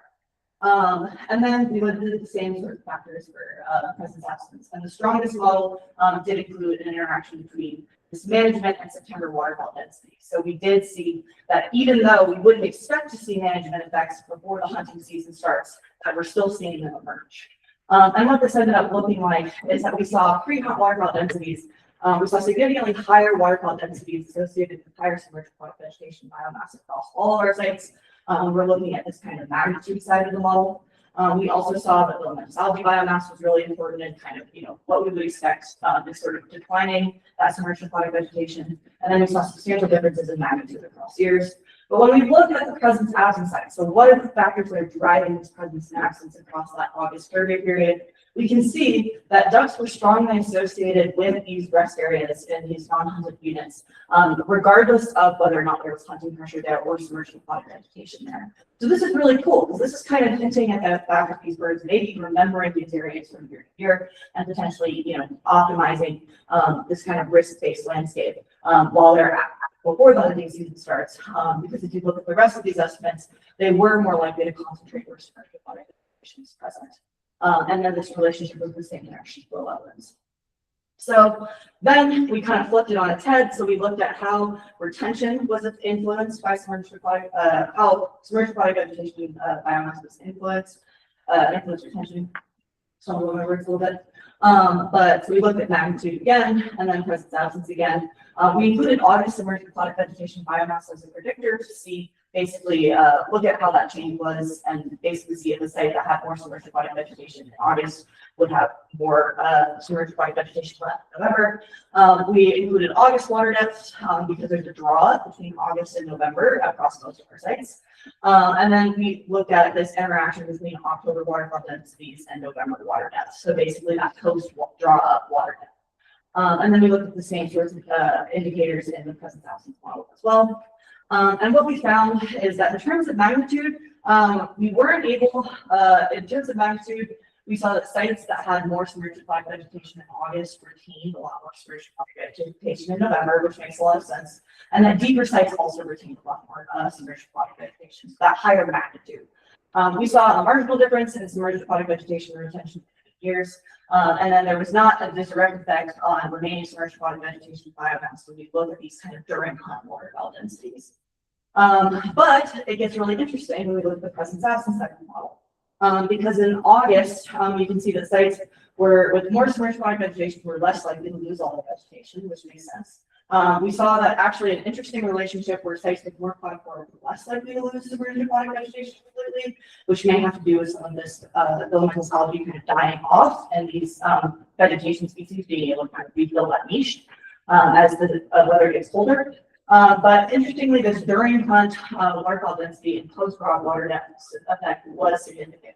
So ducks are not directly affecting submerged aquatic vegetation on the landscape, but they're affecting it with the probability of submerged aquatic vegetation collapse was heavily dependent on this interaction between ducks and water, which makes sense when we look at this next chart.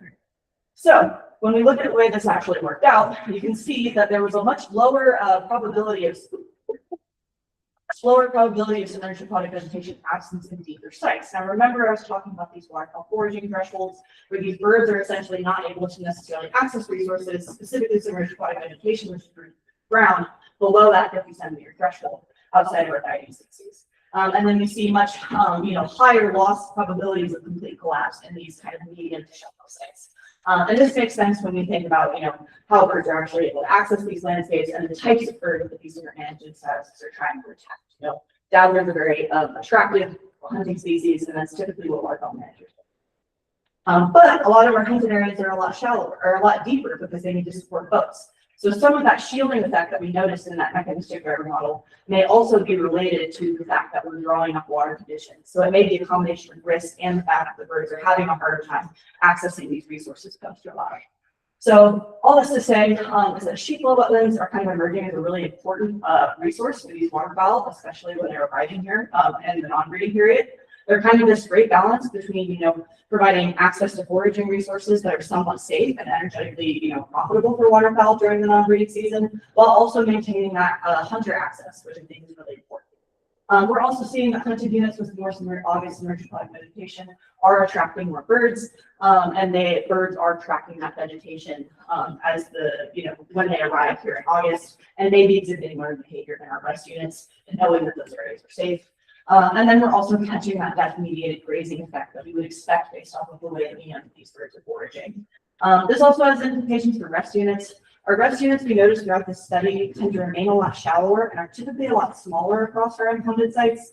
And so I think that this is an important reminder that it's really important to think about resources kind of unanimously across the landscape and putting extra effort into making sure we're trying to bolster these rest units. So with that, we'll get into kind of the preliminary data on the waterfowl diet study. So the project objectives for this one was basically to look at presence absence of different waterfowl food resources over the next year. We got 709 viable diet samples from the division that were obtained in the esophagus, the gizzard, stomach of different birds. And this data was collected about a year and 2 years prior to our food availability studies in fall, spring, summer, and winter of 2021. And this data set is really cool because it actually overlaps very well with our survey areas. They were able to go out and shoot birds from all of these different regions that we were collecting these food availability samples in the next year. And so this is really important when we're thinking about, what of our food availability samples, all these bugs and seeds we're identifying are, important to these birds and how are they using them. The focal species of the study were dowling ducks and divers. These are the species lists here of the types of birds that we got samples from. We'll aggregate them into dabblers and divers with this preliminary data, but we are hoping to look at more specific species estimates as our data set is completed. And this is just a kind of general,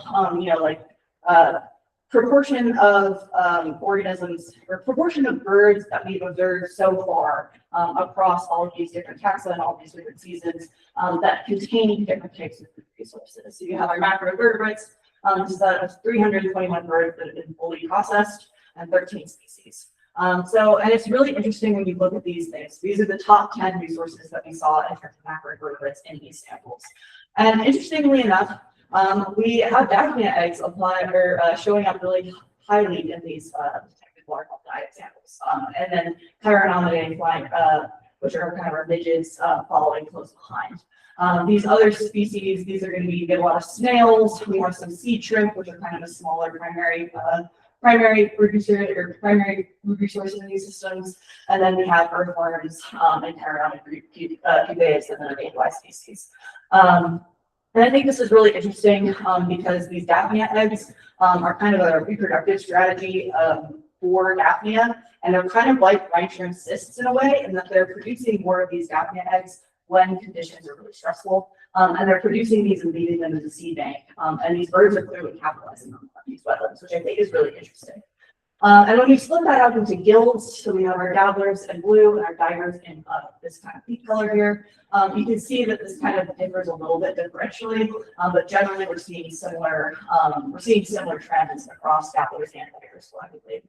with maybe a little bit more preference for these dowlers to have this. Which if you think about the way that they're foraging, these dowlers are sitting in the soil a lot, and so it would make sense that they're able to collect a lot more of these resources. These down tags tend to exist in the sediment as well as the spironauts. And when we look at seeds, it also gets really interesting. This is bulrush seeds, and then these next two are kind of the most common submerged aquatic vegetation species that we see in these wetlands. So Stechenia genus, and then Rubbia, mostly Rubbia serosa. So about 70% of our birds so far have contained these top two, and then about 40% have contained these Rubbia serosa bees here. This is cattails, and then we have these other two, which are kind of submerged aquatic vegetation species. And then we have this mist category, which is basically seeds that we haven't identified yet. We found some weird stuff in these diet samples, and we're suspecting a lot of these are upland plant species that we don't necessarily have in our data set yet. And when we split this out, we also see some interesting patterns emerge. Interestingly enough, we see divers are really strongly preferring this Stechenia so far, and we do have differences in sample sizes in these data sets, but these are scaled to reflect these differences. This is the proportion within a foraging yield that is represented here. And so you can see that we have our divers really strongly preferring this Stechenia genus, which makes a lot of sense if you think about it. When we look at my results from the submerged aquatic vegetation study, a lot of these seeds are, kind of at these forward of a deeper foraging depths. And so this may be some niche partitioning going on here when we have these divers that are, taking advantage of these resources that the dowlers may have, difficulty accessing. Whereas this Chonoplectus or this bulrush is more of an upland species that's going to be kind of on the shorelines and the shallow forests. So it would make sense why the dowlers are more able to access it. And so, then we're working on sample processing as well. So we finished all of our year one samples, and we are almost done weighing all of them and getting our full biomass estimates. And then we are about halfway done with our minimum target in year two. So we're about 410, probably more like 450 as of today, out of 960. So that's going to be all of our all of our August and November data from year two. And then we're over halfway through these diet samples that we've been working on. As you can see, based on the times here, this is really time intensive and takes a lot of manpower. I currently have 12 technicians in my lab that are working on this effort, and they're working very hard, and we're processing at a really, really faster speeds than I ever imagined we would be able to process. And so in terms of future directions, currently I've got me and some of my undergrads are working on trying to publish an extension guide of all of the different critters and bugs and seeds and plants that we've been finding in all of these samples with kind of a lens towards more waterfall management. We're also working on continuing to use our depth estimates to sort of try and get a better idea of what the bathymetry might have looked like and how that might be related to foraging resources, particularly in our managed wetlands, which don't have great LiDAR. And then we're working on parameterizing more drivers of different types of food, like macroinvertebrates and seeds, and then hoping to start parameterizing both the standard kind of North American waterfowl model for bioenergetics, and then looking at one that's more Great Salt Lake specific that incorporates both risk and depth. And this will most likely be in the form of either an integrated population model or some kind of need-based framework. So with that, I'd like to really thank my funders for this. I could not have done that without a lot of people in this room, and my 12 technicians who have worked incredibly hard to get all these samples processed for you guys. So yeah, no questions. Awesome, thank you.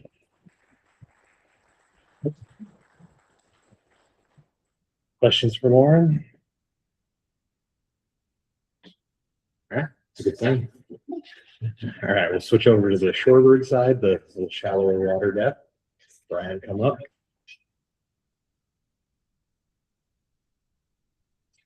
Lauren, on your unknowns, just one thing to consider is the residence time of seed in a duct digestive system and the migration flight times for certain birds. Where these birds are harvested opportunistically, they could be, seeds from all over the country or the range. Really. I was going to say, we've been tracking a lot of our estimates we've pulled. We basically found anyone in the region that's done a diet study, and that's what we're working off of, and we're doing our best. But it's really hard to identify it from seeds. Yeah, that's more for the rest of the general audience to understand that it could just be, some weird species of Alaskan SAB seed that nobody knows about. Yeah. So, yeah.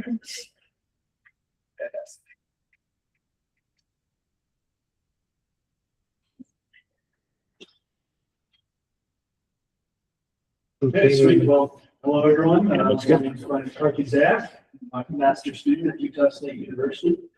And I'm here to kind of give a background info, quick update, and this is preliminary results from my project, which is developing a bioenergetic model for rare assets by silts on the wetlands of Great Salt Lake. So to kind of get started,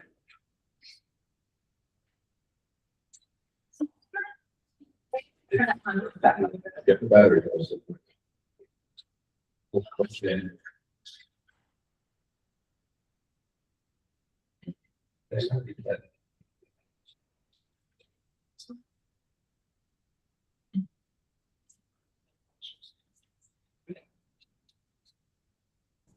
Yeah, we haven't had the 10 slides up yet.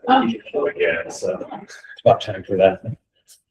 We're just happy Christine didn't get kicked out of her presentation as usual. I know, well, that's me. That's user error. All right. Double. Yeah, double. I can advance as you need. okay, that sounds good. Okay. Go to the next slide. Okay, so to kind of give some objectives, this will be some good background information, kind of clue into the type of data that we were collecting for this project. So the first thing that we needed to do was identify key predator prey for both these assets and stilts. There's a various amount of ways we can do that, maybe through the literature and like going out and sampling where these birds are foraging. From that, we have to quantify the densities of those bugs throughout the entire year. After this, we have to figure out the available foraging habitat. So as these water depths change, that'll influence how much available insects there is for these birds. From then, we have to determine the densities of habitats against silts throughout the year. And then after all this, we plug this into a bioenergetic model. This kind of lets us figure out if energy supply is equal to energy demand or if there's any bottlenecks throughout the year. Go ahead from the side. So you might be asking why assets and stilts for this project. Well, they're both key shorebird species at the Great Salt Lake.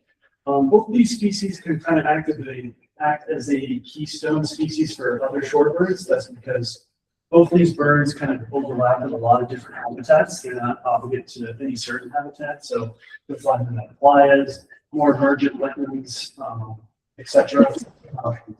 In addition to that, both of these birds are at the Great Salt Lake for a pretty significant portion of the year. So we have some migratory populations in April and October, and then we also have breeding populations that kind of stay throughout the entire summer.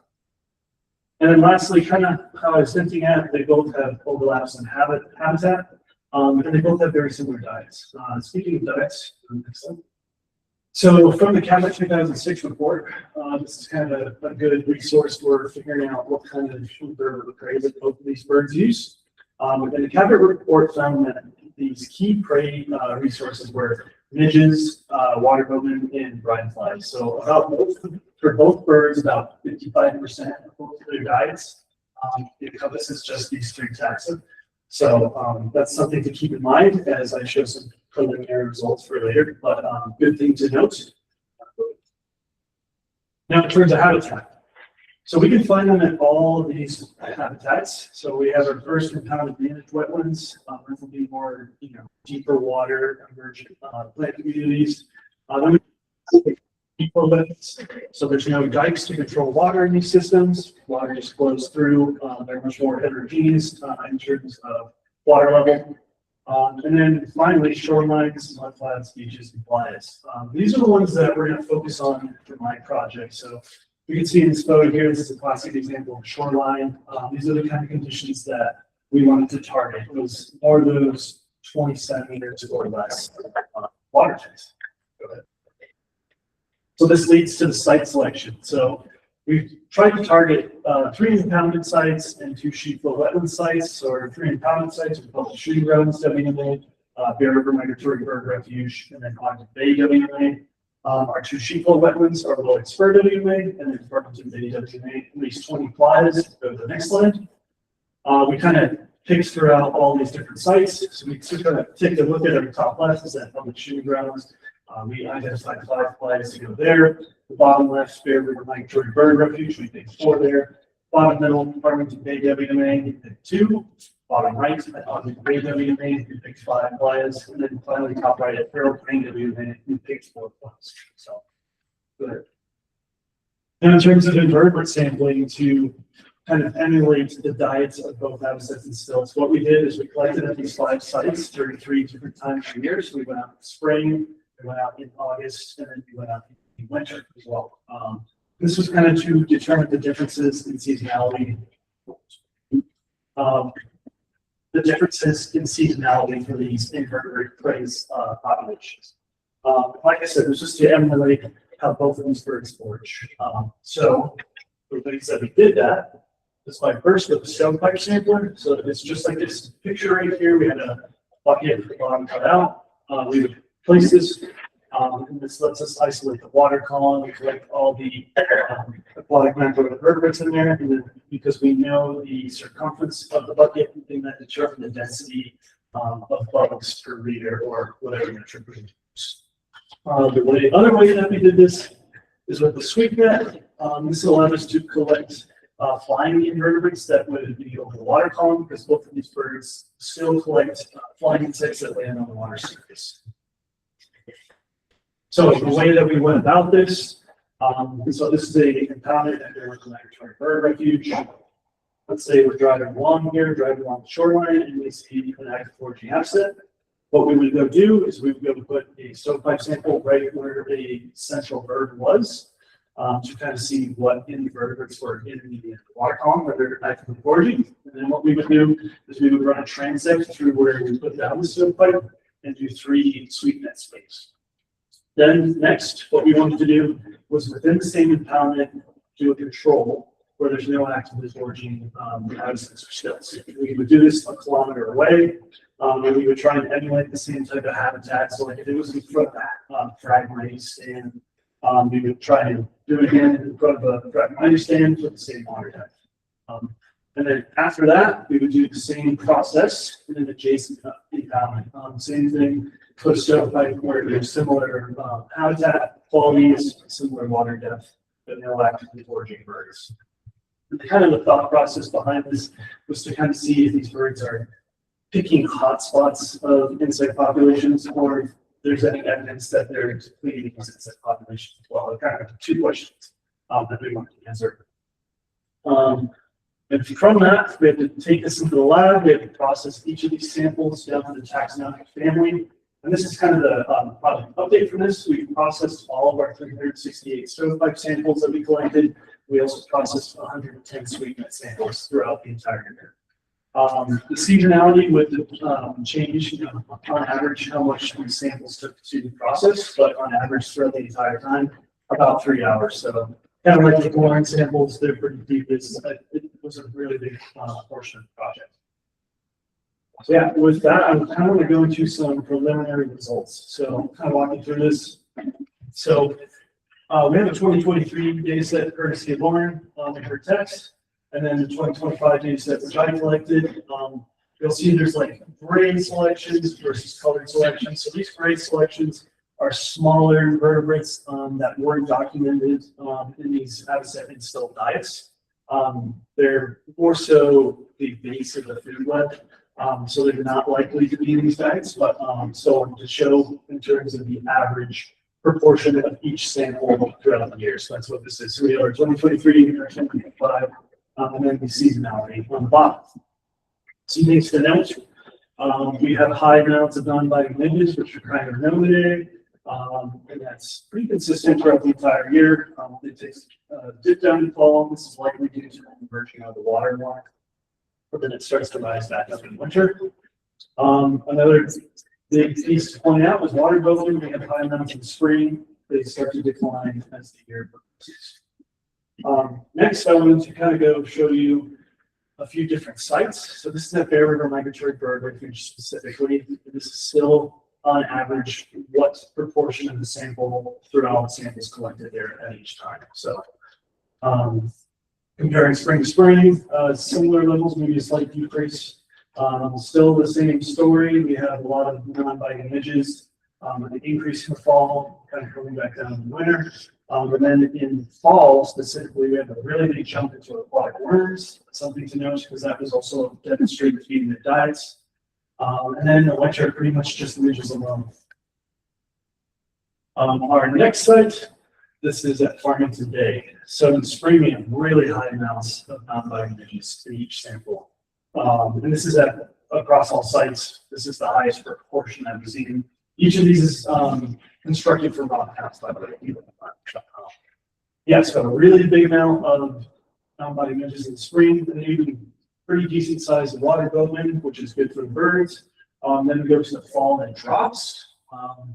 Then in the winter, relatively stays the same, but we have a big shift in terms of the food base of the birds and the sea shrimp.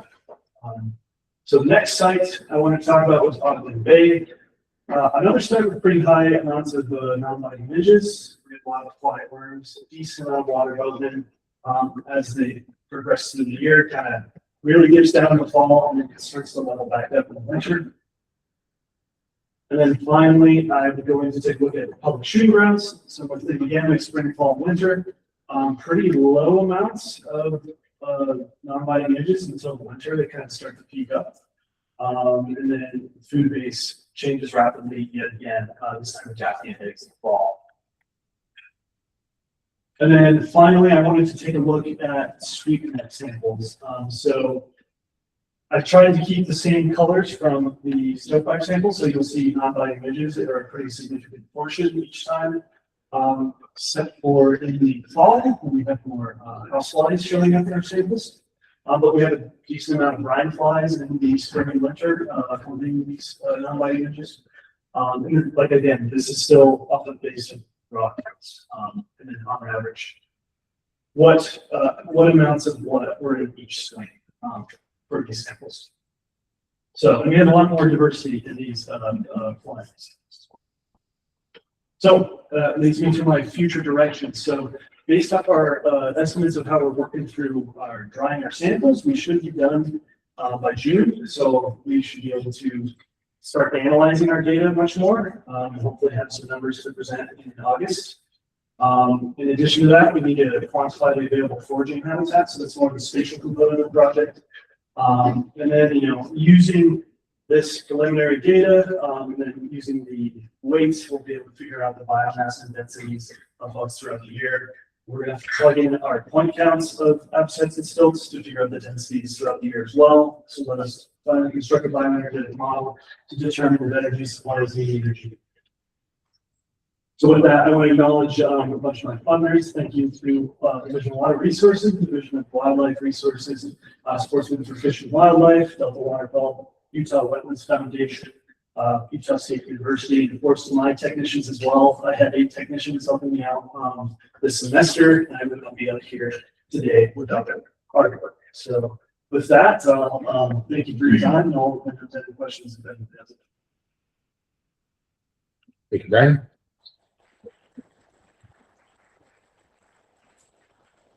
Questions? Okay.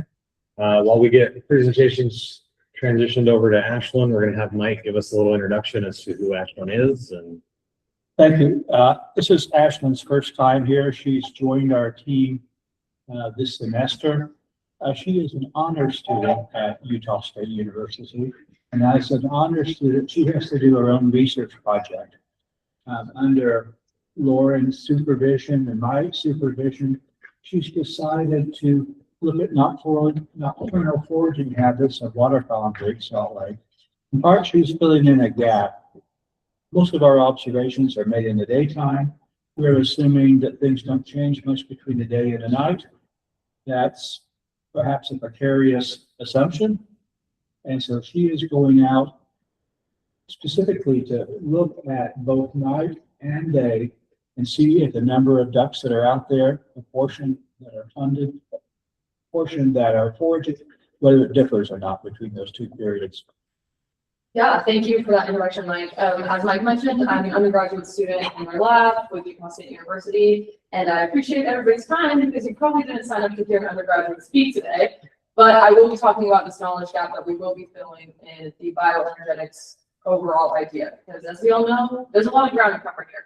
So I'm going to be specifically focusing on nocturnal foraging habits of waterfowl in Great Salt Lake and trying to observe if those things are happening and how frequently they're happening in relation to quite a few covariates that we'll go over.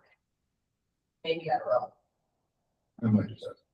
Yeah, you don't just have to scroll, go for it. Thank you. So like Lauren just mentioned, just a quick recap. One thing that we've done in the bioenergetic study so far is that our point count surveys that we've used to calculate densities on these impounded wetlands. I specifically will only be looking at impounded wetlands, but we've done this baseline survey to see how the ducks are foraging on this landscape and the densities that they are in relation to food availability. Next slide. We also talked very briefly about risk-based foraging and how this is impacting the way birds are using this landscape. One thing that I specifically want to look at is how this is changing their behavior. In our bioenergetics model, as Laura mentioned, in North America, we assume that ducks are using this landscape evenly and across the entire habitat. We are incorporating hunt and rest and management units in the larger bioenergetics model. I want to look more specifically at how these risk-based areas are impacting the proportion of individuals showing abnormal foraging behaviors. Another reason why it's important to do this study here is Utah is very regionally different from places where these studies have been done. A lot of places these studies have been done in places like California, Mississippi, and the Southeast. This might blow your mind, but it gets a lot colder here than it does there. And that means that birds are expending significantly more energy on thermoregulation and also across migration. And that might impact the way that they are trying to forage and whether they're willing to expend this energy. It also impacts the amount of time that they have to forage. Our days are a lot shorter because our winters are colder, they're longer. So they're having a lot less time to forage diurnally. So the main goal of all of this background information that you guys have already heard a lot of, so thank you for sitting through a little bit more, is that I want to determine how hunting pressures and environmental conditions are impacting nocturnal foraging behaviors of waterfowl. Nocturnal foraging is an abnormal foraging behavior in waterfowl. They are habitually diurnal foragers, and a lot of the managers in this area know that nocturnal foraging is most likely happening because these birds are expending these resources in these rest areas, especially during the hunting season, much quicker than they're spending them in the rest areas. And so we want to see if the increased hunting pressure on these managed wetlands is pushing them towards these abnormal foraging behaviors. Next slide. Thank you. So first, I'm going to talk about the larger general setup of this study, and I'll slowly whittle it down to how I'm going to collect my data and what I'm going to do with it. But starting off, we're going to be focusing on these two study areas, public shooting grounds WMA and Farmington Bay WMA. Both of these are impounded and managed wetlands through Division of Wildlife. Another reason that we've chosen these two study areas is because, as you can see on this handy-dandy map, one of them is on the north end of the lake and the other is on the south end of the lake. This also provides interesting temperature differences because at given times of the year, they can have up to a 10-degree temperature difference. And this might impact the proportion of individuals exhibiting foraging behaviors due to energy expenditure. Slide. The timeline of this project is going to begin in August 2026 and end in January of 2027, and this will be our data collection timeline. The reason we've chosen this timeline is because data collected from August to September of 2026 will account for densities and foraging behaviors before hunting pressure is applied. And October to January will account for the entirety of the hunting season and also will account for the most environmental change. This is when days are getting shorter, temperatures are getting colder, and that will really impact our energy expenditure usage. We also will be doing surveys bi-weekly. The reason we've chosen to do this bi-weekly is because we are aiming to survey as close to the new moon and as close to the full moon phases as possible. The reason we've chosen this is because past literature supports and current management practices support that waterfowl are more active when there's a higher illumination percentage. So that would obviously correlate with the higher moon phase and lower cloud cover, environmental variance and such, all those amazing things. Next slide. Within our study areas, we've chosen these amazing survey sites. We've chosen hunt and rest units that are relatively close to each other. And then we also have been doing our bioenergetics model surveys on so that we can keep these projects correlated because obviously they're incredibly intertwined. As you can see here, our hunt areas are in green, our hunt areas are in orange, our rest areas are in green, and these are our two WA sites. Next slide. On these sites, the actual surveys will take place right off the side of one of our diagrams, in which is a randomized point and survey in a 180-degree scan periodically with a range of about 600 meters. That is what our range-finding binoculars capture accurately with distance from observers so we can later calculate densities. Next slide, please. Thank you. This is just a super quick visualization of what this will look like in practice on all of our different sites. Obviously, this red dot is representing me freezing my butt off in a blind, so that's pretty exciting. And then our half circles are scanned areas. Next slide, please. Now for the surveys themselves, how we're actually going to capture this data, because it's a hard thing to quantify animal behavior, especially over a large time frame when you're trying to capture it nocturnally, is we're going to sit in these blinds for 6 to 8 hours at a time. Yay! I know, that's an accurate reaction to that, thank you. But we are going to start about 3 hours before sunset, scan at sunset, and scan 3 hours after sunset. And these scans will happen periodically across this entire time frame. And how we're going to do that is, next slide, range finding binoculars. For our diurnal and our sunset surveys, we will just use normal range finding binoculars. We'll be able to do distance from observer, species identification, point count surveys, and behavioral scans. The behavioral scans and the point count surveys will be happening concurrently. We'll be quantifying behavioral scans into different categories of behavior: foraging, resting, movement, very similar to studies I've been done in the past. And then for our nocturnal scans, we'll be using range finding thermal binoculars, very fancy. So we will not be able to do species identification, but we will be able to do point count and behavioral analysis for our nocturnal surveys. Next slide, please. And I'm going to touch very briefly on why we've chosen this 3 hours after sunset time frame, because that very reasonably can be a little bit confusing. You wonder, why aren't we doing it for the whole night? Other than logistically, also because this is an observational study, the literature supports that the most movement is happening in waterfowl in the 3 hours following sunset and the hour beforehand. These graphs are from previous literature, not particularly the way that I would have visualized it, but stick with me here. Next slide. This is just some more literature supporting this bird movement. The way that a lot of these studies were conducted, these visualizations, was through movement data and kind of backpacks on birds, and then noticing how much they're moving and when. And next slide, please. This literature supports observational studies that have done studies similar to this with different waterfowl or wetland bird behavior nocturnally and have actually been physically doing the observational study. Next slide. So with all of this amazing data that I'm going to collect, I will be doing something with it. I will be creating 2 generalized linear mixed models. One of them will specifically be looking at bird density in these hunt and rest units, and the other will be looking at the proportion of individuals exhibiting foraging behaviors within these density calculations. Both of these GLMMs will be tested against these effects: illumination percent, cloud cover, moon phase, temperature, wind speed, and direction. We've chosen these effects, as I mentioned before, to try and account for different environmental conditions: illumination percentage, how much can they see, how much energy might they be expending on thermal regulation, so on and so forth. Next slide, please.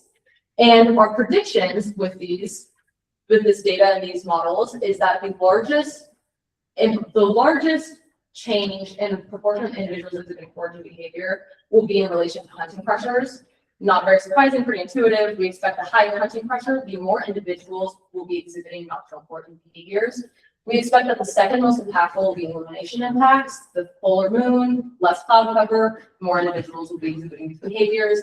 And then the third, we expect to be temperature. And we expect that as it gets colder, less individuals will be exhibiting this foraging behavior because they are expending more energy on thermal regulating and might not be as willing to take these risks into areas where they know it's dangerous to forage, even though we know from a Lauren study that there's higher quality forage in these areas.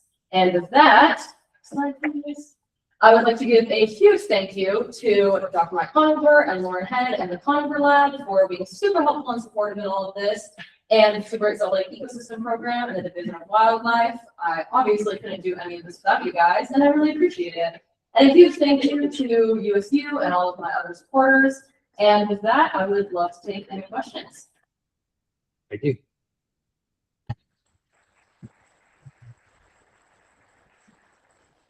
Questions for Ashlyn? I am pleased to report that we do have some open time slots in the blinds. The times that are available are those when the mosquitoes are mad, but you need a certificate from your doctor that you have not donated blood in the last month or two prior to these excursions. Yeah, so please, there are blinds open as in our begging. Appreciate the help. Thank you guys. Ashley? Yeah. Catch up on your sleep, okay? I'll try. College kids are used to no sleep, right? Don't worry, grad school's a lot easier. I'm getting sleep. Fantastic. We just have a couple more things, just some closing business, setting our next couple meetings. So in December, we propose that our next meeting following this one will be August 19th. Does that still work for most of you? Also a Wednesday. And we'll try to target this room just because it's so much easier than dealing with the hustle and bustle of the Salt Lake office. And, you know, nice to visit the wetlands once in a while. So. I don't have to be into the traffic. I don't have to be to the tropics till the next day. So Oh, perfect. Good. And the following meeting will be looking at December 2nd. I propose that one now. You guys can get that on your schedule and we'll confirm that again in August. So again, that's a Wednesday, probably likely in this room. December 7th? Second. The first Wednesday of December. Thank you. Okay, then the only other couple things that we have is some important meetings coming up in May. Then you want to make an announcement? Thank you. Friends of Great Salt Lake is having their 15th biennial Great Salt Lake Issues Forum. May 6th, 7th, and 8th at the University Guest House and Conference Center. The title is Great Salt Lake to Preserve and Protect in Perpetuity. How are we doing? Part 2. And part 1 was our forum back in 2024. Some of you are on the program. I hope many of you will find yourself in the audience and attending and being a part of a briny gather that is really a highlight, I think, and for everyone who gets to come. So thank you very much. And then thank you, Lynn, for the delicious jam cookies. They become a staple of these very here. I think that's half the reason that most people attend SAC. I just want to say this, we had to attend online for the salinity committee and Georgia made me go to Tula and get her cookies.